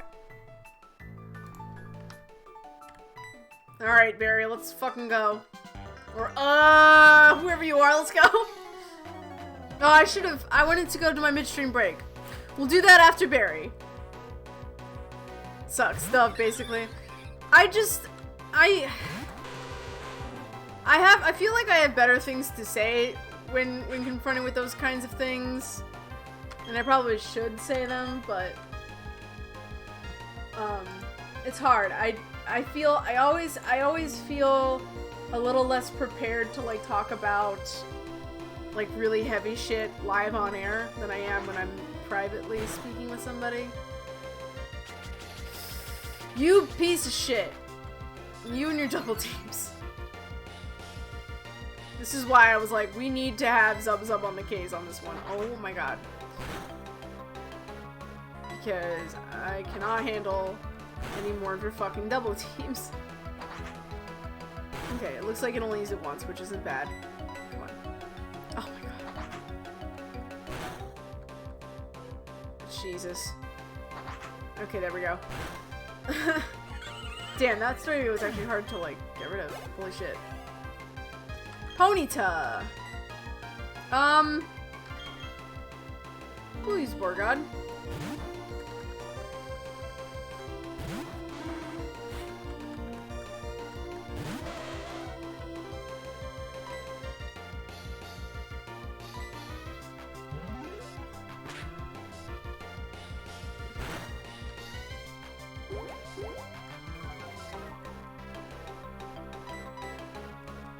Trainers love to abuse Double Team this generation. Yeah, very true. It only used it once, which isn't that bad. So it's getting rocked by the one Double Team. I mean, Double Team is nothing to sneeze at. Also, I was just messing with you, Dove.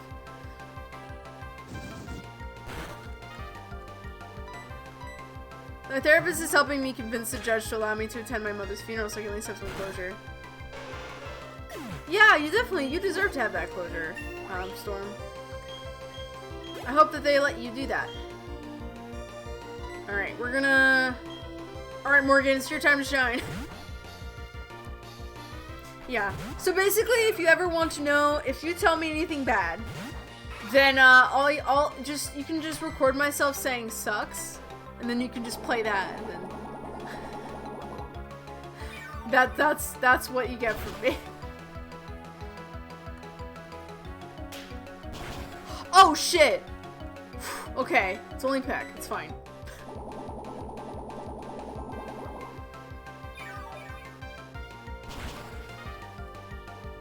Okay. Owie. I'm playing with fire a little bit here, but... is it fucked up that I don't want to blow my father's funeral when he passes? If anything, I just dance as a grave after and piss off that Charizard family. That is not fucked up at all, Panda. Grieving, processing death is... I don't know if grieving is the right term if you're happy someone dies. But, the way we process these kinds of things, is different for everybody, and however that... No, I know. I was being sarcastic. I was playing into the joke. I was playing into the self-dig. Did that not come through? Honestly, if my father dies, same. Yeah, like if you're like, fuck yeah, this person died and I'm super happy about it, then that is totally valid. Like, you aren't owed, you don't owe someone your grief if they die, I guess is what I would want to say. You know, because, like, you know, I'll be honest, there are plenty of people, mostly famous people, or, like, public figures. I don't really have anyone in my life that I know personally who I'd be like, hell yeah, I'm glad they're dead. But, like, there are plenty of public figures where if they die, I'll be like, hell yeah, get fucked, sir. Like, that would be my mood. And that's totally, I feel like people don't like to talk about that aspect of death, but that is definitely a thing, and... I don't know, I don't think we should shy away from that being I mean, like, even if Air Cutter is a special attack, it's gonna be better than Astonish. Let me just remind myself, I don't remember. Yeah, special. But, fuck Astonish. You can just say Mitch McConnell, whatever his name is. Yeah, fuck Mitch McConnell. When he dies, I will be like, I will have a dance party. And, like, again, I think people feel uncomfortable with the idea of anyone feeling happy about someone passing, because it's like, you know, death is one of those things that's typically seen as a sad thing. And it can feel insensitive, I suppose. But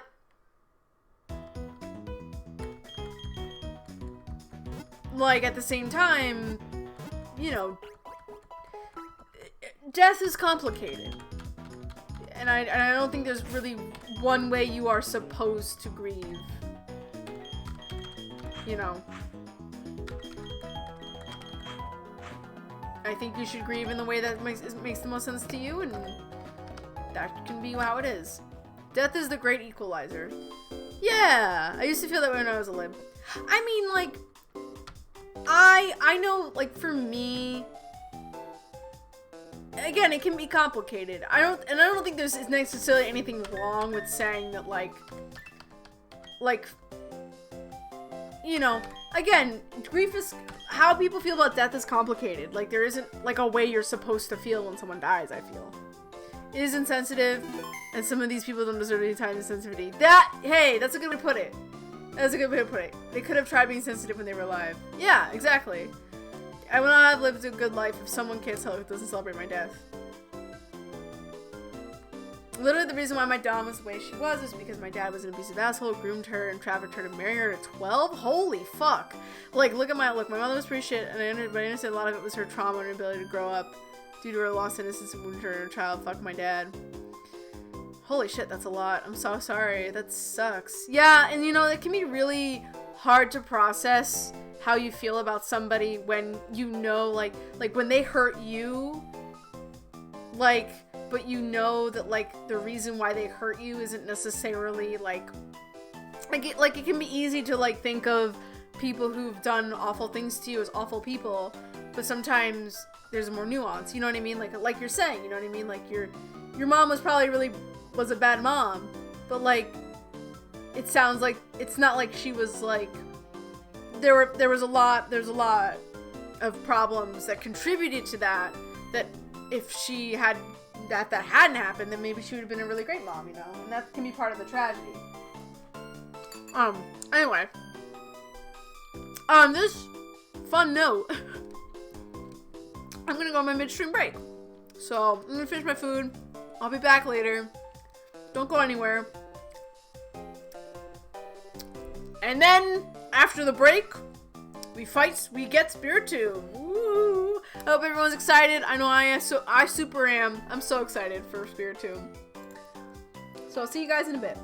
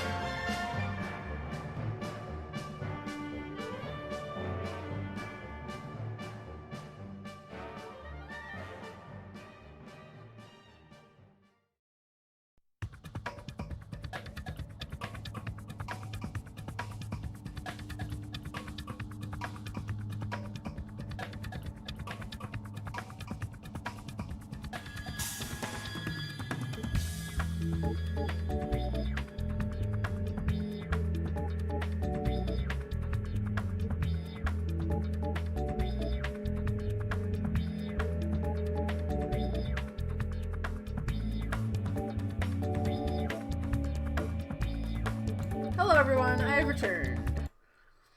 Oh.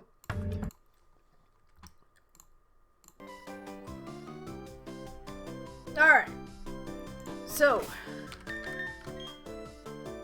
You timed that personally. You did. I don't know what you're timing, but I'm sure you did it perfectly. Alright, so. Time for us to move on to a new route.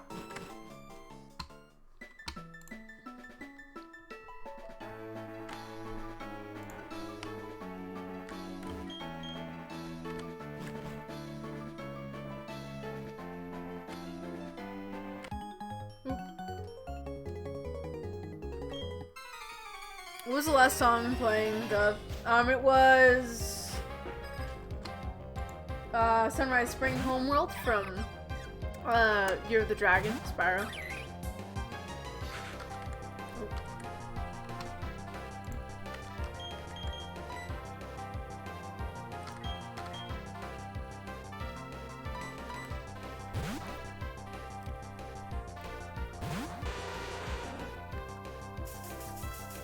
Oh. Cool.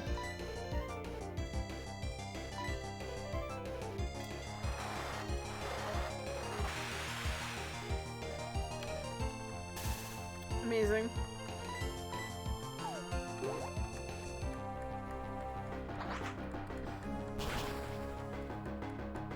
There we go. Bonsai.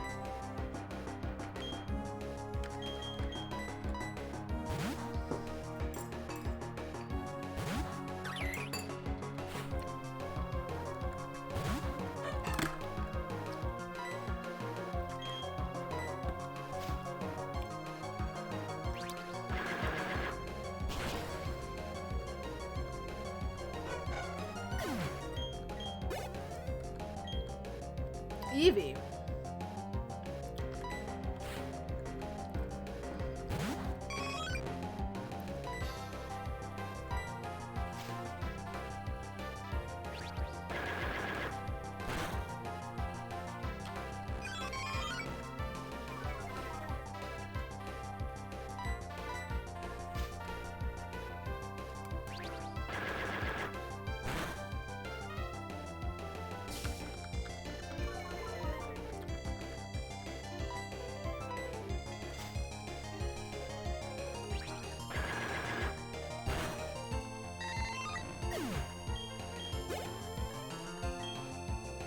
Pichu.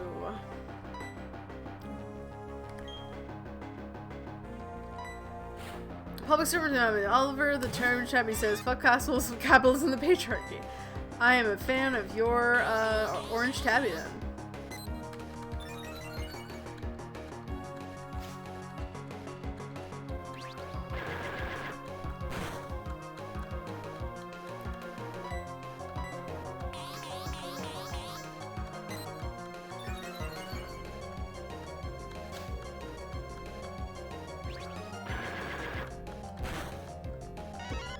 I had a message typed out and I never sent it, and IDK was in reference to. Oh no.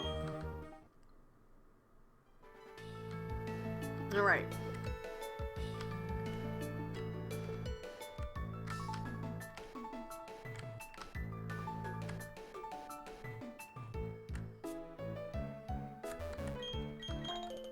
Ooh, leopard berries are good.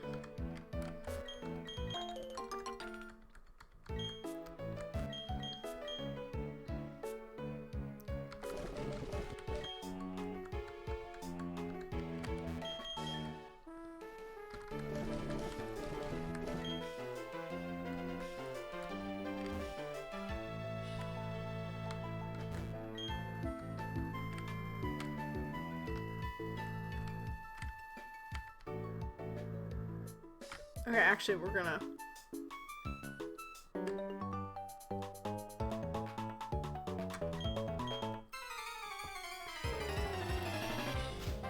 hold on.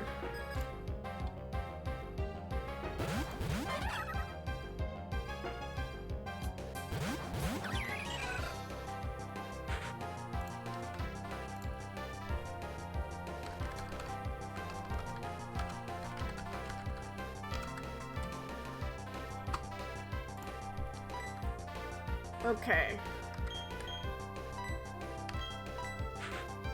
Psychic type. We're not gonna keep Morgan cute in. Item, earlier I coined what I think will be a poignant quote. Quote, I will not have lived a good life if someone doesn't celebrate my death.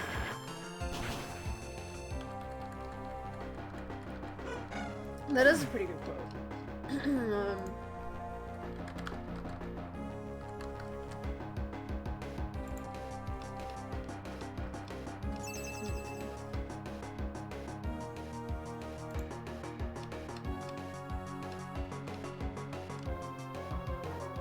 Okay, Spiritomb's at level 25. So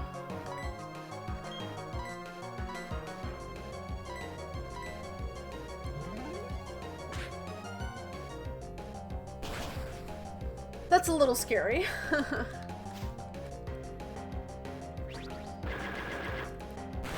If someone already said something like it, too bad it's mine now. Man, I can't stand these people who think that being an adult means you can't have fun or express yourself. A customer told me today those ears are cute, but aren't you a little old for dress up? Yeah. That is kind of weird that is really frustrating whenever people have that opinion. I'm sure those cat ears would be really nice. Or would look good on you.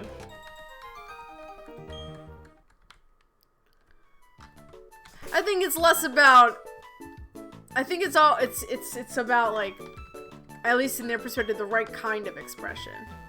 You know, the way you express yourself needs to be put into specific patterns, otherwise it's not appropriate, you know.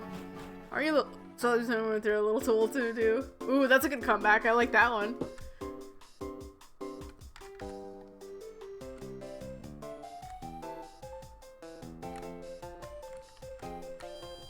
Yeah, I attached ears to my work hat. I love it. Ooh, that's nice.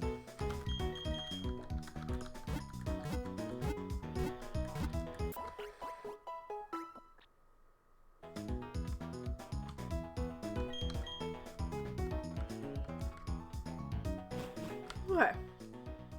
You can have my comeback for free, Storm. How about, aren't you a little young to be so bitter? Ooh.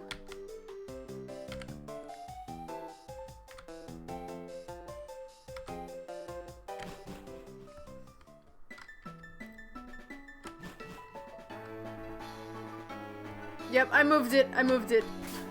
Sorry. Okay,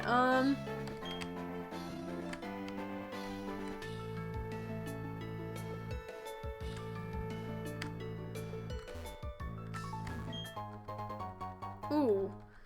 Hyper potion. That's handy.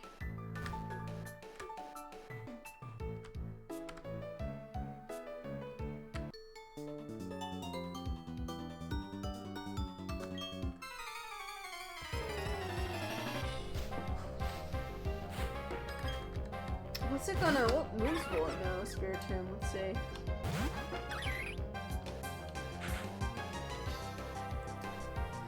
So when I fight it, it'll know, oh, that's generation 9.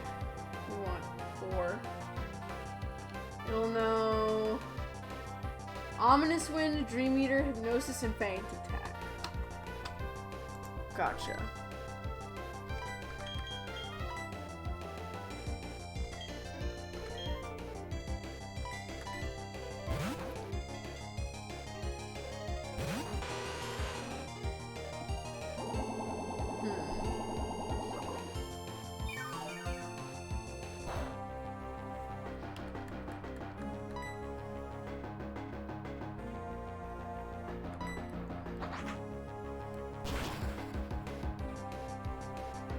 Does anyone have any thoughts on what to do against Spiritomb? I mean, we want to catch it. It's like the most important part.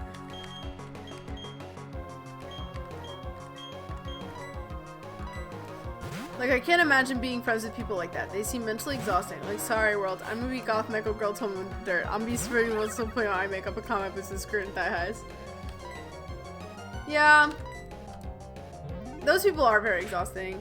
And I mean, like, there are plenty of, like, seniors who are, you know, who have that kind of sensibility. Like, think about all those old ladies who have, like, who dress in one color and they, like, dye their hair that color. Like, those ones are the best.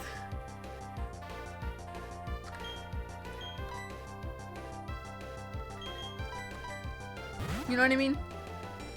Dusk and quick balls. I don't have any quick balls. I don't know if I can get any quick balls at this point. I might go back to the store to see if there's any, like, one.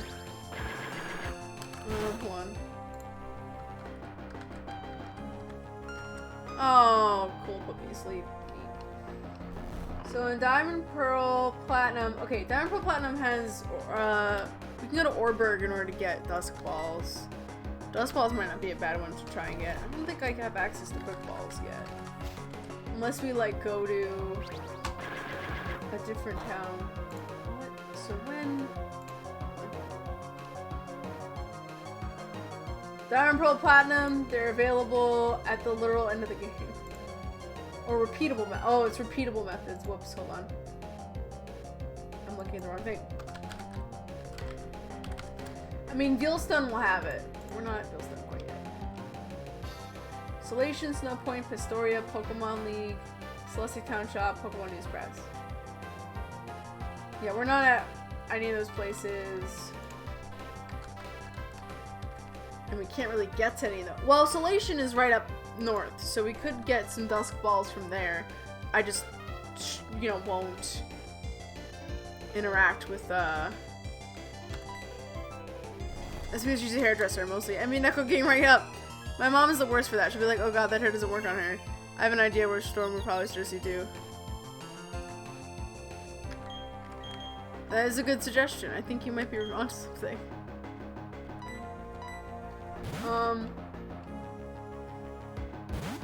Yeah, okay, we can't really realistically get Quick Balls before, this challenge. However, we can, go to Solation Town and get some Dusk Balls, which would be helpful. I mean, it's not nighttime yet, but it'll be soon, I think.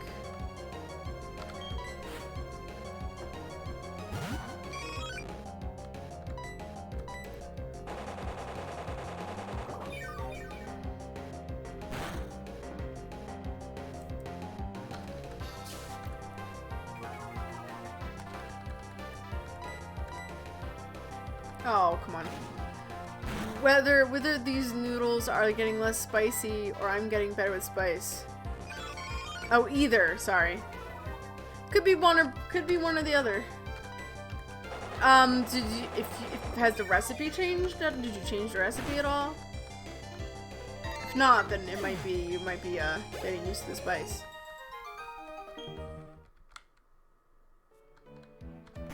Morgan is getting less white. That is also possible. Alright, let's see if I can avoid... Yeah, because there's the Hall Tower. Get an ether.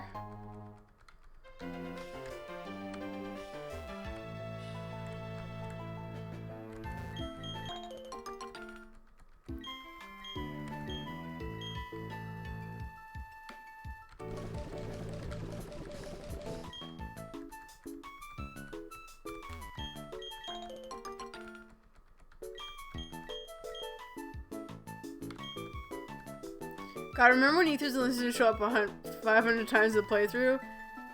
Yeah, remember? I loved how, like... Alright, actually, I'm gonna go through the grass in order to avoid this encounter.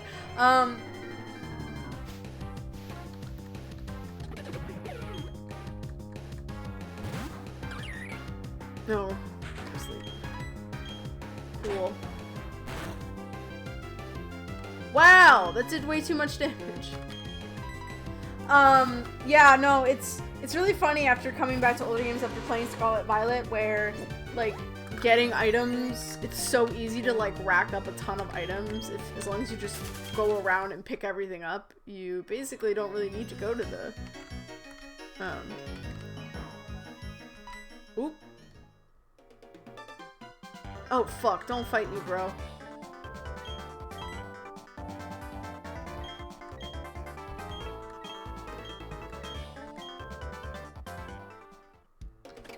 Okay. He was just telling me about the ruins. So do we have to go to the Salation ruins? I guess we do. If I was any more white, my blood type would be maintenance. If I was any more white, I would blind people when I went outside in the summer. If I was any more white, I'd be see-through. We are all painfully white. It's a real problem.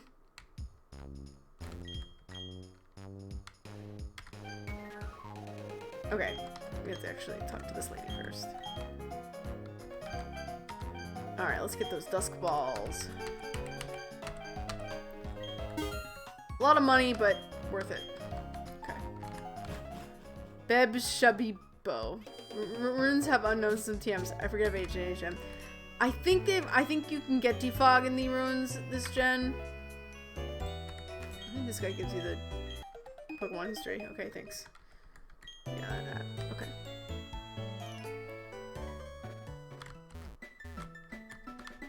Oh, shit. Damn it. I was trying to avoid, encounters in order to, Damn it. I didn't heal. That's okay. This way I could, like, have, I wanted to be able to fight some of these guys with Spiritomb on the team, but whatever. It's okay. Of course you're still asleep. So, poor God. Insomniac, loving freedom. Guido has pursued. I am very much aware of that, Insomniac. No worries. I think we should be okay. If the one, oh shit. The one that I was like switching out was Mr. Stabby, who like if he dies, then that's fine. I'm okay with that. I'm okay with that being a possibility. Because Mr. Stabby is just not very good as a Pokemon, but you know. I mean, I guess I shouldn't be like that callous about it because, you know, we don't want to have only four Pokemon we're dealing with. His mortal enemy is Beth Shakira. His mortal enemy is trans people. Does Beth Shakira not sound like a trans person's name?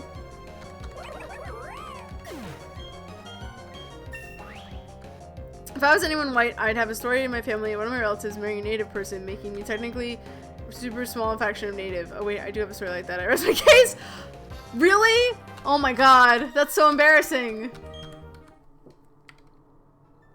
That is very embarrassing. Rip to you. Femboy Soldier General here, surrender your estrogen, you'll lose your nuggies! Oh shit. Well, I mean, surrendering my estrogen would require me to sacrifice my internal organs. Man, do I want to sacrifice my internal organs or not eat nuggies ever? Tough choice. 140, 164. That's patently like that might as well not matter. You know what I mean? Like in what universe is that, like, how could you claim heritage for something that's only like 1/64% of your family history? Like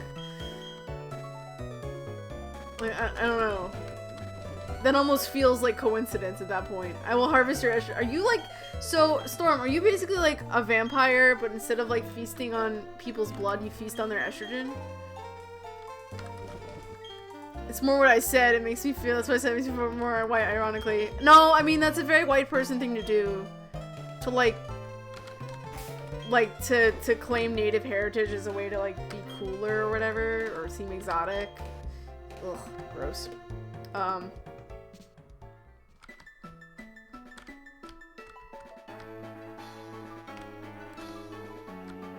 Okay. Okay, so I have, healed up everybody. What does you resist, my bro? My boy.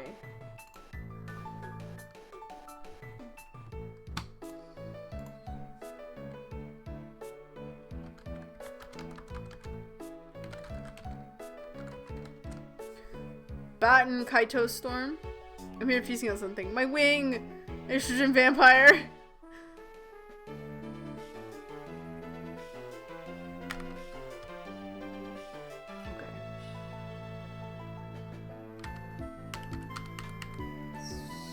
immune to normal fighting, psychic, and resistant to poison. So it's damaged neutrally by most stuff.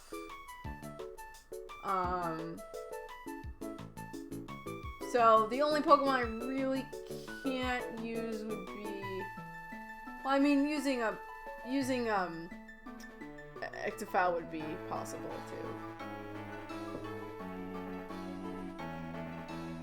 But yeah, okay. So basically, any of my Pokemon are fine now.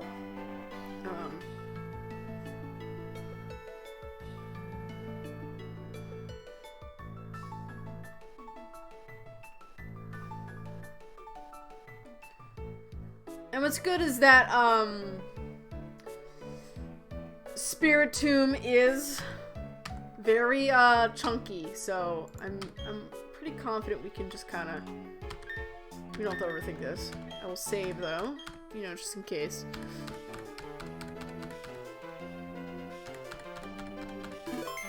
Okay.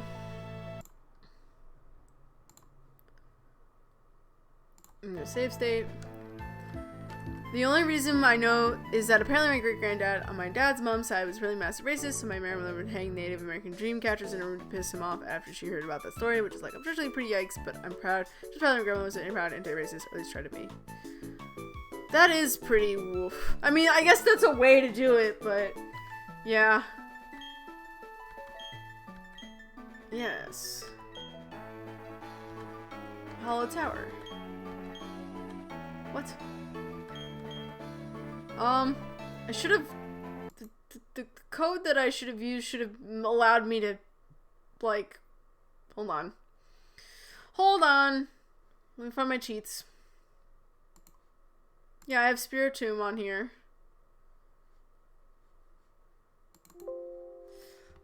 Do you still have that link, Gardrek, of all the cheats? Hold on.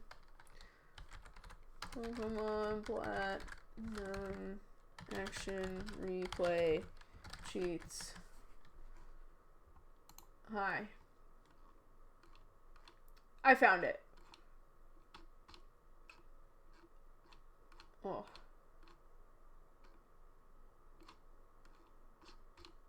Let's see.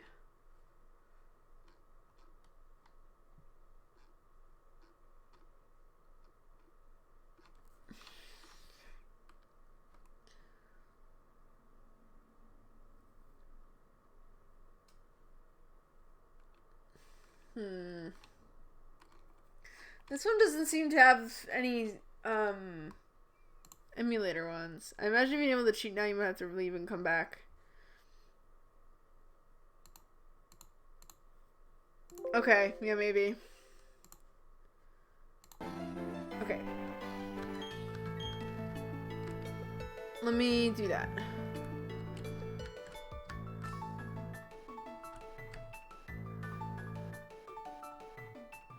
I will go into Pokemon.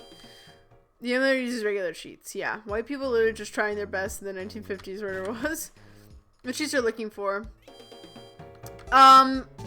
So the last time I was struggling with cheat codes, it was, oh, I didn't mean to. It's okay.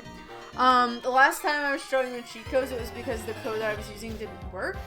So I was wondering if maybe the cheat code that I have for Spiritomb, because what the cheat's supposed to do is make it so that I have, like, done the thing where I have 35, where I've talked to 35 people underground. Like it'll proc that. Maybe I need to go into the underground in order to, like, get that set up. I don't know if there's any prerequisites for the cheat to be activated. I have no idea. No freaking clue. But yeah, it's action replay cheats, pretty much. So. But I'll try to leave and come back and see if that helps. Because I have the cheat in here. So it should work. To be fair, the literally my only normal one goes black, though. The rest are really weird.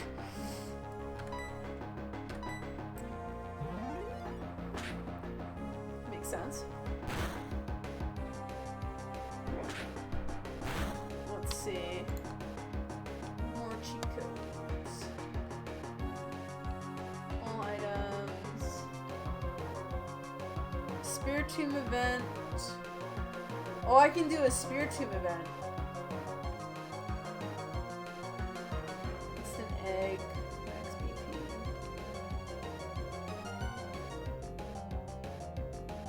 So I could get Spiritomb via event. I don't necessarily want to do that though.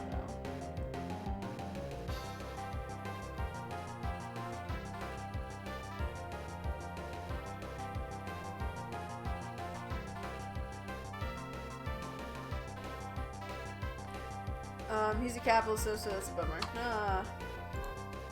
Oh shit, I was looking away and I didn't realize that,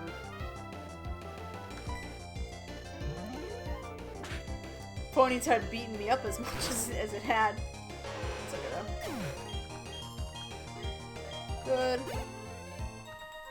Nice. Oh, finally! Mr. Stabby's evolving. He got very good fashion sense though. He's always wearing an interesting cap. Nice. So I could try for the Spiritomb event instead. I'm gonna recopy Petal Dance. I mean, I don't know if I want to learn Petal Dance, but man, do I not use Tackle, so sure. The big skill Nuzlocke is not paying attention. No, I know. Or rather, distraction, I guess. Yes. No, I'm aware. Okay, let's go heal.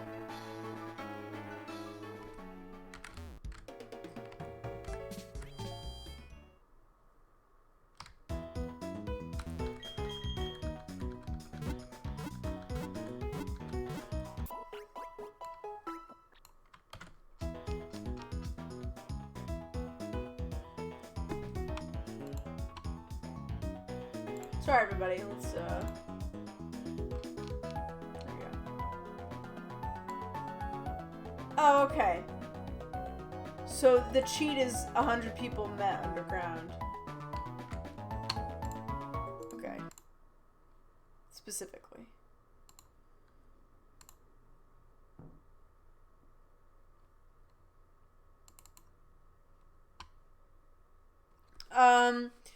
But, they're going to turn some pros and gender stuff, but she did that's Storm. He goes by they, them. Like, she's trying and it's cute. I appreciate it.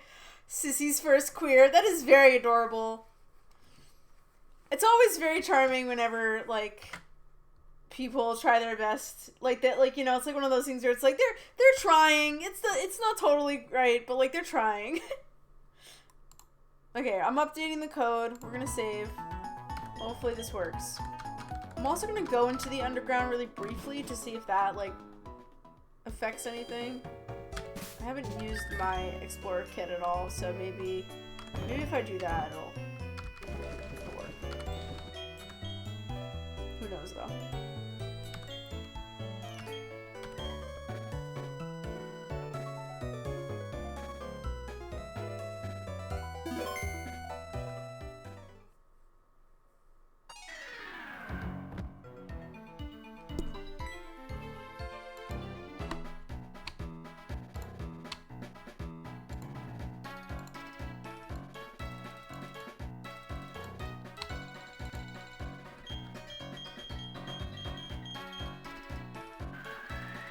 Yeah, it could very well work if I haven't gone through the first time underground stuff.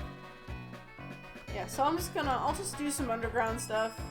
Hopefully it'll work. Oh, that's my hope. I'll move my, sorry. Mouse.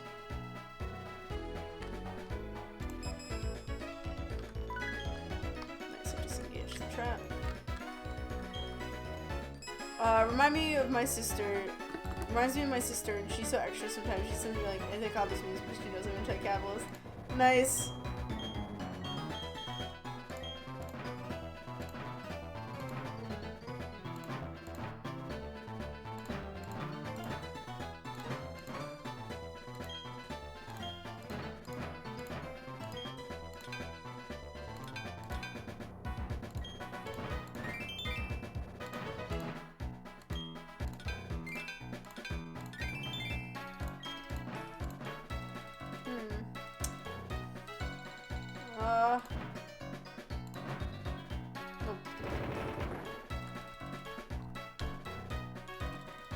So sorry if you, for the reminder that you have to put the keystone when we're talking to people, if we're talking to the people for it to count.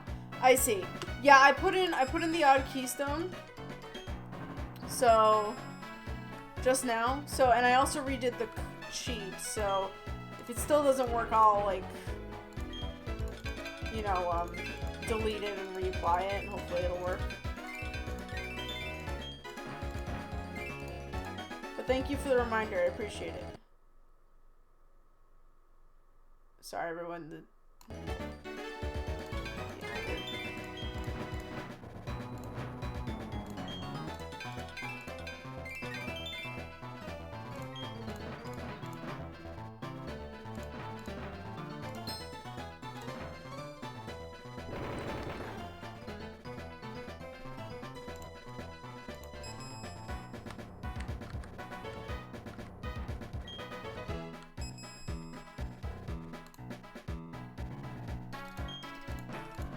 Ooh.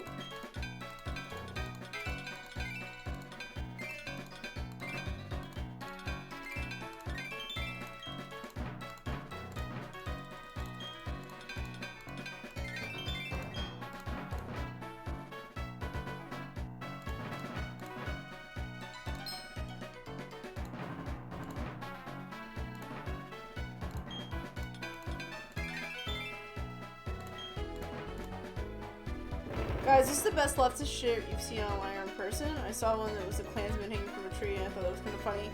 I don't know. I can't say that I look at a lot of t-shirt designs regularly.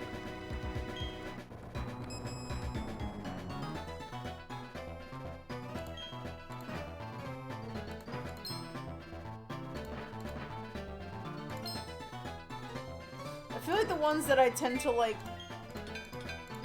note to myself or like remember are like more nerdy stuff, not so much political stuff. So that's also like maybe why I don't have a thought off the top of my head.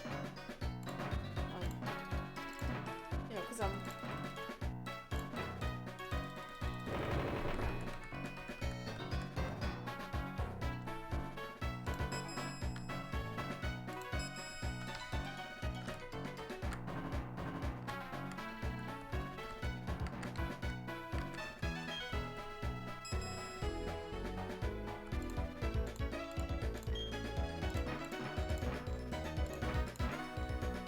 heart scale, nice. We need those. Eventually. We'll need heart scales, so.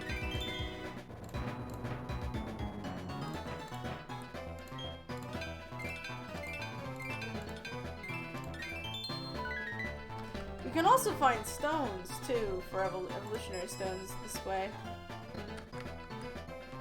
Perhaps I should explain the question I left images macro, not just t-shirts. I still can't really think of any that I've seen recently.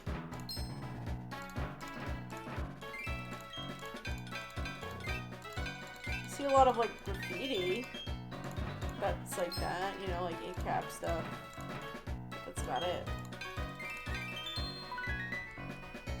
Got another heart scale. I don't know. Sorry for not having much to submit to the conversation, Morgan. I appreciate you wanting to, I appreciate it regardless, though. Oh, cool. Well, I can't do anything with, that. Graffiti is fine. Well.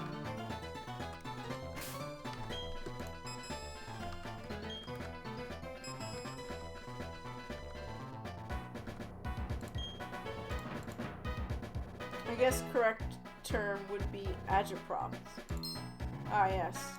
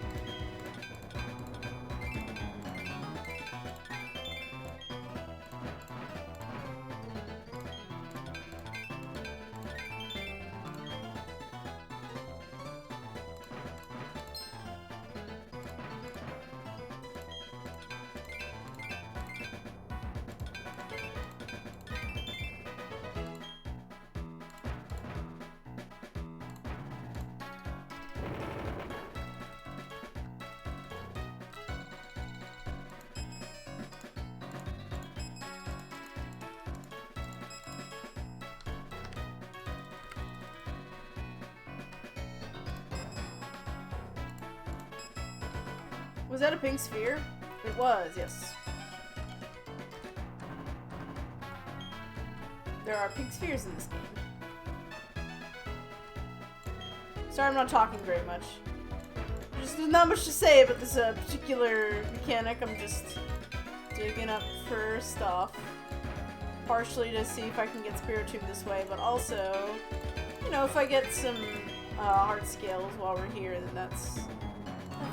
By the way, this mechanic, infinitely better on a touchscreen than the remake. I don't know why they didn't like try to change the minigame for the remake, because this only really makes sense if you're doing it on a touchpad.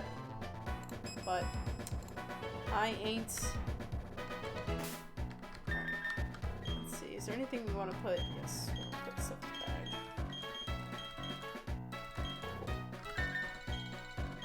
Never seen that before. I mean, the Switch is great. Yes, the Switch does have a touchscreen. But I don't know if many games use that feature. Okay, so let's see if that helps.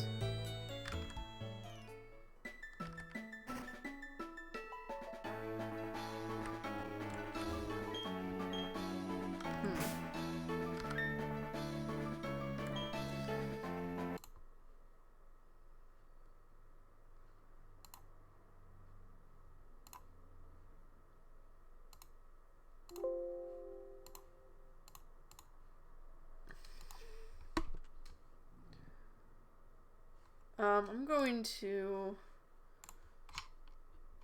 do the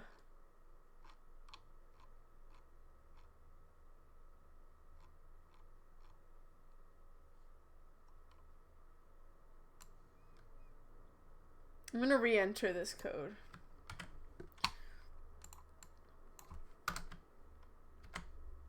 Okay.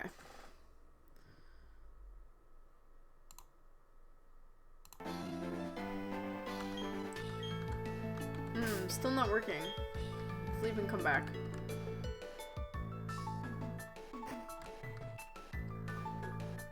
Maybe I need to do LNR?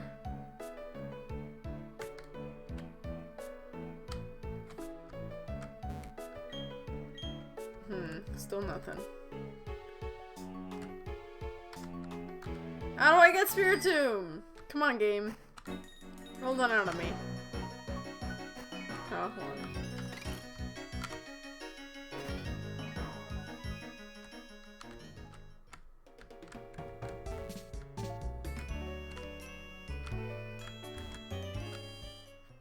You need to leave, like go inside or fly. It needs to unload. Okay. So I did that. Let's see if it works.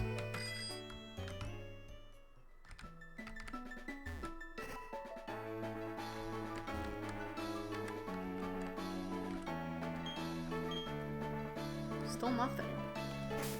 Is there anything else that I need to do? Unload. What else do I need to do? I did, yes. It's the hollow tower right now. So I put the odd keystone in there.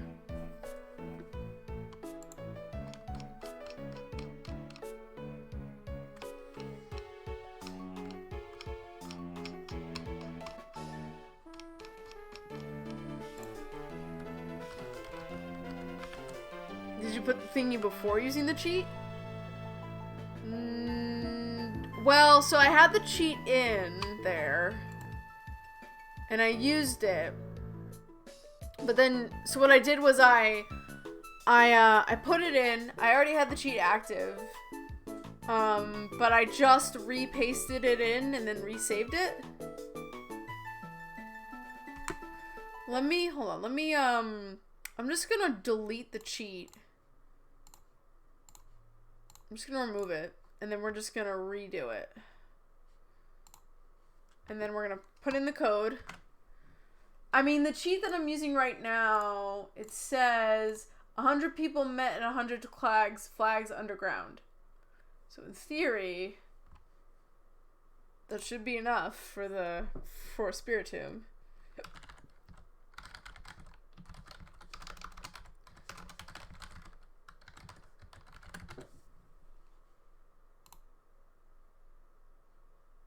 And then I save it. Deleting the... Oh, okay. So then what would I need to do?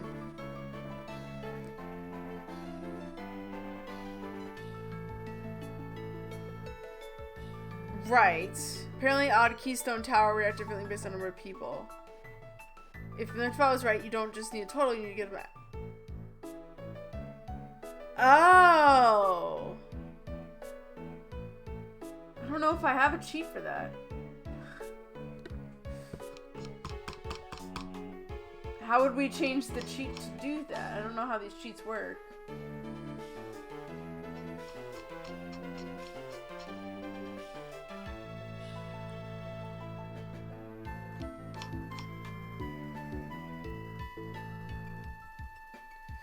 Right, okay, but so if I delete the cheat and re-add it, would that add another 100 to the count?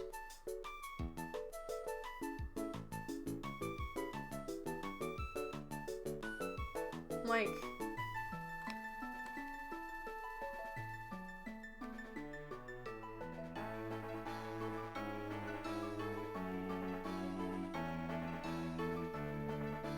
No, I don't think it would. Okay, so then what would I need to do? Am I fucked? Am I not able to get Spiritomb then? Did I fuck myself?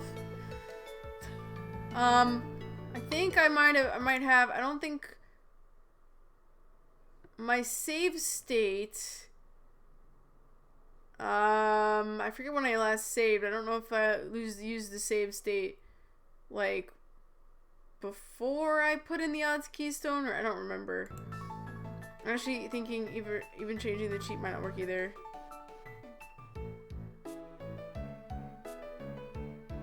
So cool. Well, there is one more way we can get Spiritomb, and that's using the event. There isn't a Spiritomb event. So I can just do that, and we can get Spiritomb that way. I don't know what level the Spiritomb event is, though. That's the only thing. If it's like level 50, then we can't use Spiritomb for like most of the playthrough. Which is part of the reason why I wanted to do it this way, the vanilla way, so we could get it at comparable level.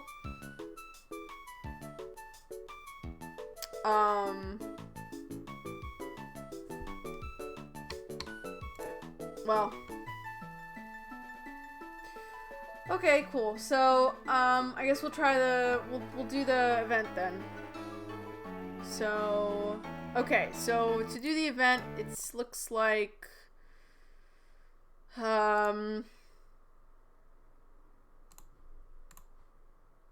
going to remove this cheat, and then we're going to do,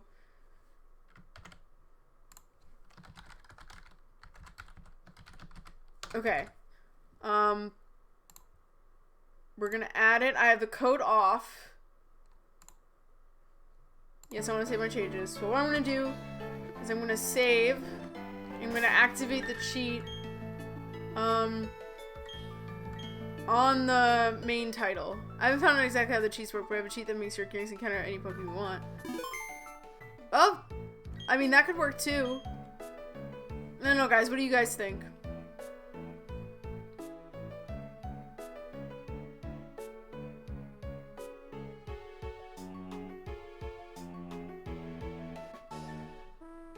Should I just do the event one?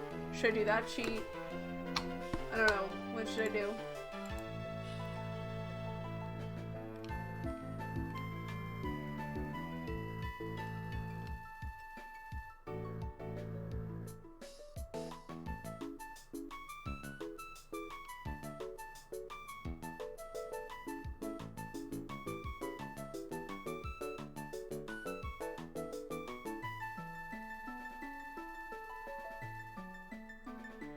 Oh, Pokemon modifier. Is this the cheat you were talking about?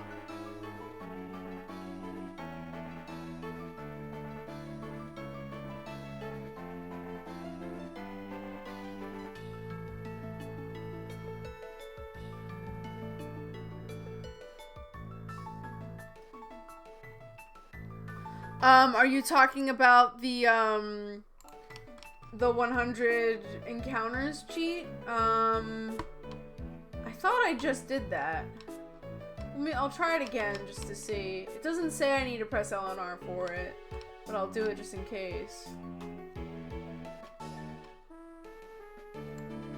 I'll redo the 100 Pokemon bet. Sucks.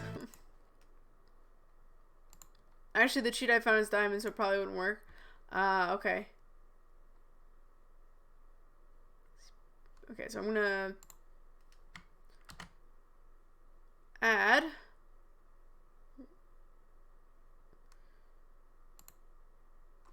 hold on, we're gonna edit this to be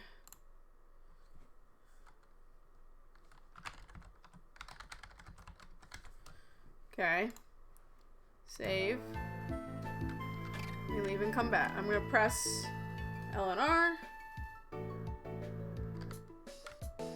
And then we're gonna leave and come back.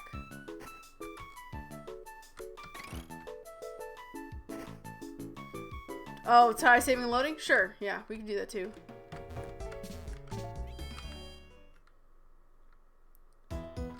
The event one I have not actually activated. I have it off, so that the code shouldn't work right now. It's more trying to get this to work. Okay. Let me try saving and loading.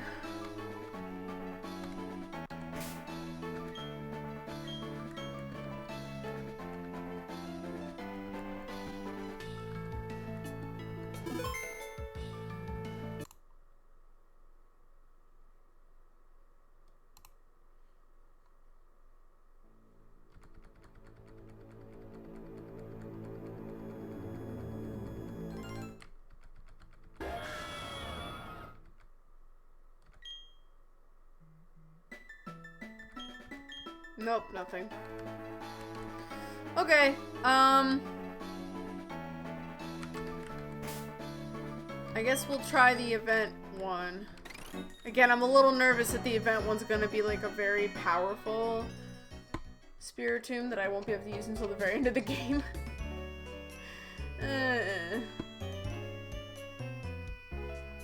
Maybe I could look it up on Cerebi. Cerebi might have the list of like all the previous events that happened in Gen 4, so.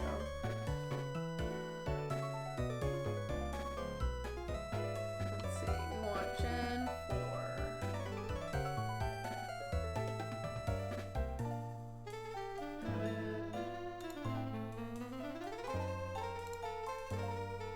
Platinum. Changes Pokemon. Pokemon roaming gift Pokemon. Oh no, this is just the okay, never mind. Mystery gift. No.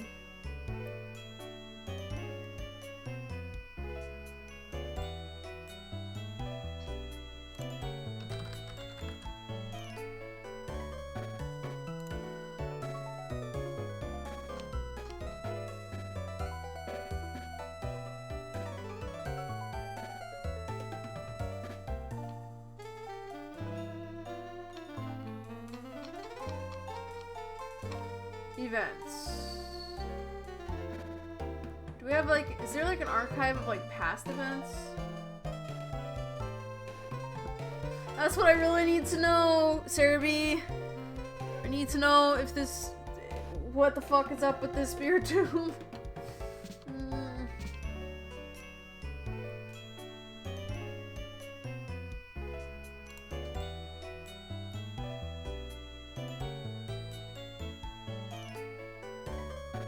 Wi-Fi events. There we go. Secret key. I do not see the Spiritomb.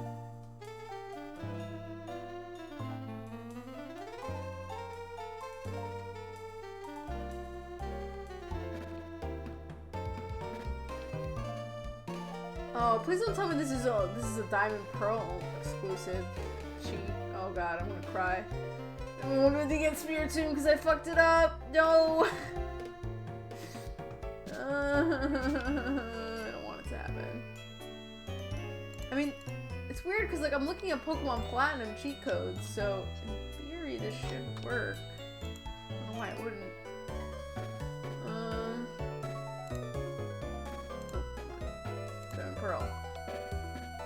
Wi-Fi. Features and gifts. Ribbon. Holy battle. Pre-release Pokemon. Mystery gift. No.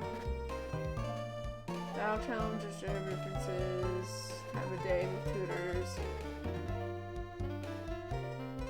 Wi-Fi. Your pre-release pictures, please simple. Cross-gen trading. Okay, no. The only event, Wi-Fi events, things that are listed are for for platinum.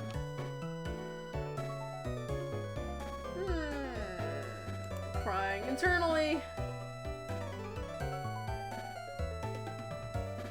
See if this is the same code you have for the event. I mean, like, I haven't tried the event. I think it's gonna call it, oh, the in-game event? Okay. Okay, for the in-game event, let me look. Spirited. I'm gonna, hold on, I'm gonna copy paste this one. This is the code that I have. I'm pretty sure it's the same one. Yeah, it looks like the same one. Okay, so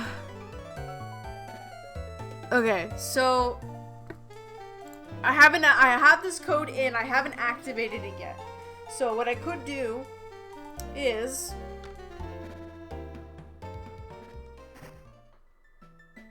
save, reset the game, and then on the title screen activate it and then press L and R. I think that sounds reasonable. What do you guys think?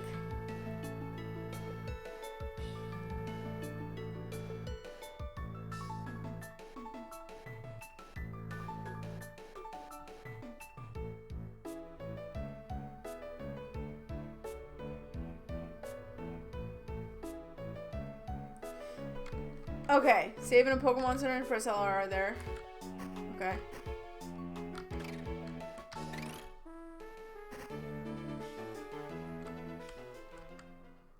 What is this code you're looking at? Spiritomb event. Maybe one in the next town over if it's not too much trouble. Yeah, there's one right here. Alright. Well, I need to turn the code on first before I do that. So let me save. We'll turn the code on.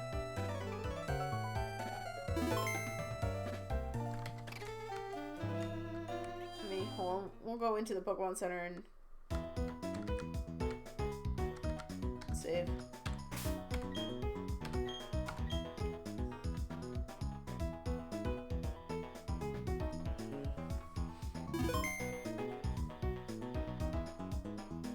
Alright.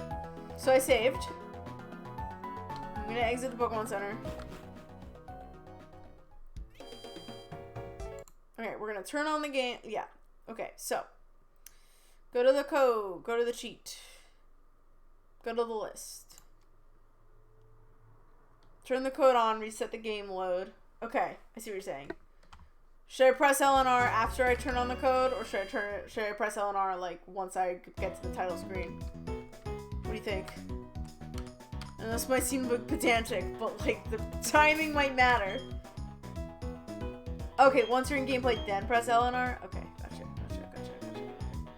Alright, so I'm saving.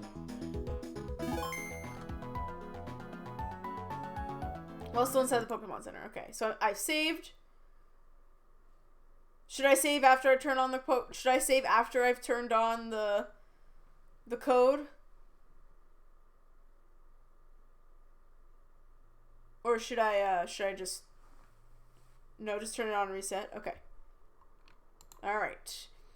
Spiritomb event is on. And then we've already saved, so I'm gonna reset. We'll get this eventually.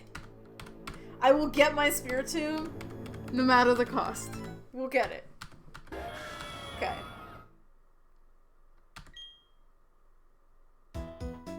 Alright. Pressing L and R together. Okay, I pressed it. While in the Pokemon Center. And what should happen?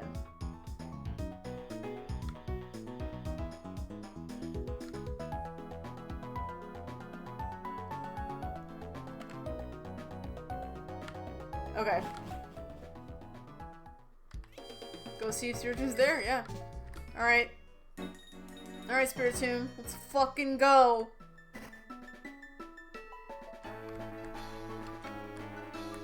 Okay. Oh shit, he's there! Oh shit, he there! I probably should have saved, but it's fine. Perfect. Alright, cool. Finally got it. Alright. Oh, yeah, I forgot you have fucking pressure. I did- yeah, I did a thing! Here oh, it's a girl! Here she is! My beautiful, beautiful lady! I've been waiting for you forever. Alright, I'm just gonna start damaging it.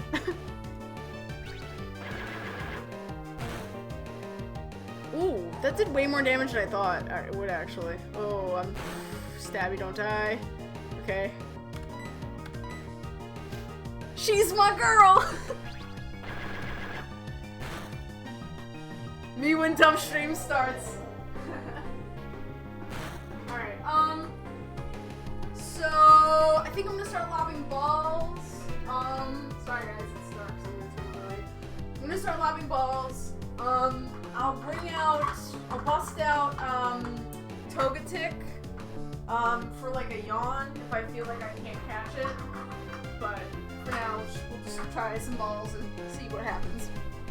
Your NBA AFAB Spiritomb that doesn't hear your Generators goes by your boy.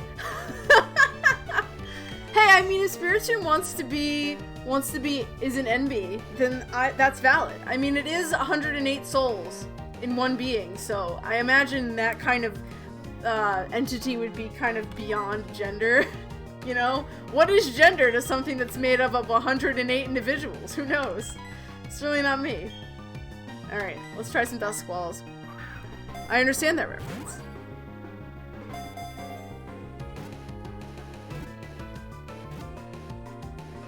Ooh, so close. So fucking close.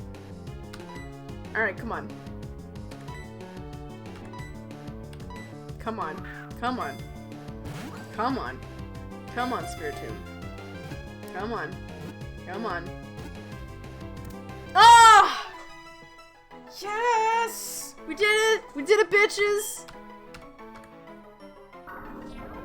Oh my god. Hell. Fucking, its constant mischief and misdeeds resulted in being bound to an odd keystone by mysterious spell. Yes. Yes.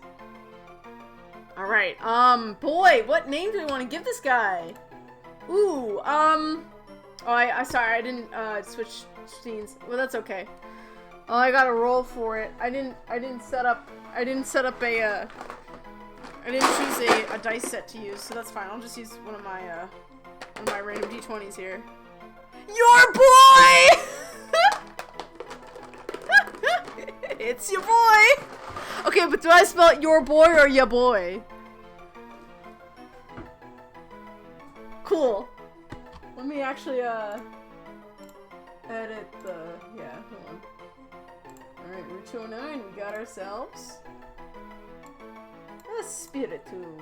Nickname your boy. Captured.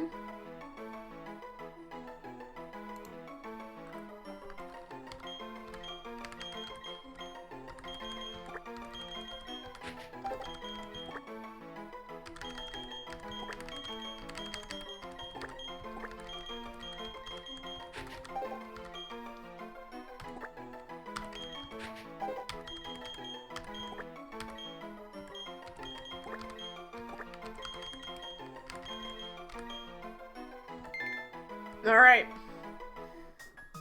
Welcome to the team, your boy. Let's check out your boy. Oh, look at how awesome she is. Brave nature. Is that good?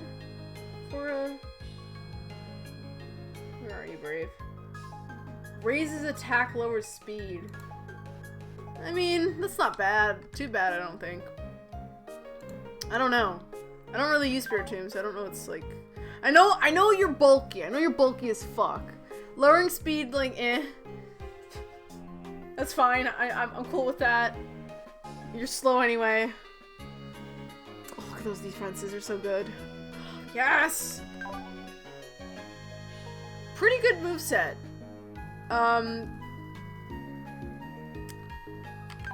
Good shit.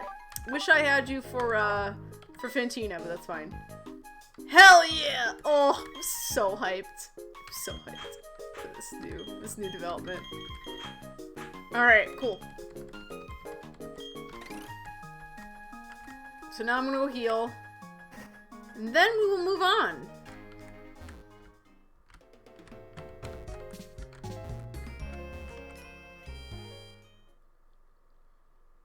Oh, let me, there we go. Better to see everyone with.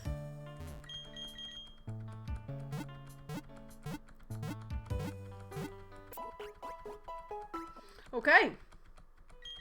It's been 3 hours. Are you going longer? No, I am not. I did want to catch Spiritomb before we closed out today. So we can save, and that'll be the end of stream. So thank you guys so much for watching. I really appreciate it. Today was a really successful stream. And we had a close, we did really well against Fantina, and now we have Spiritomb, so things are looking up, which is good. Very good. Our next big challenge is gonna be, Maylene. Who we gotta get ready for. We have a lot of other stuff to do between then and now, so. Hey Dev, you're my friend. Don't forget to turn the cheat off. Oh, okay. Sure.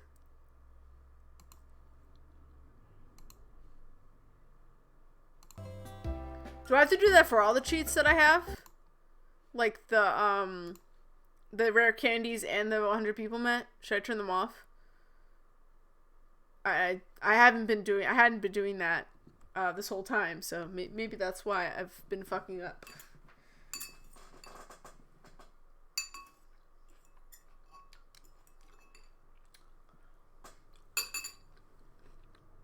Okay. The gender of the day is frog. I am frog. Frogs are super nice. It's a good gender. I think that's a very nice gender. The gender looks so good on you. Alright. Your boy named by Panda. Okay. Alright. And we're also gonna do a save state. And I'll save just again for the kicks. I already give it anything, but it won't do anything good, right? That's true, yeah. Bye, everyone. Bye, everybody. Thanks again for stopping on in. I really appreciate all of you.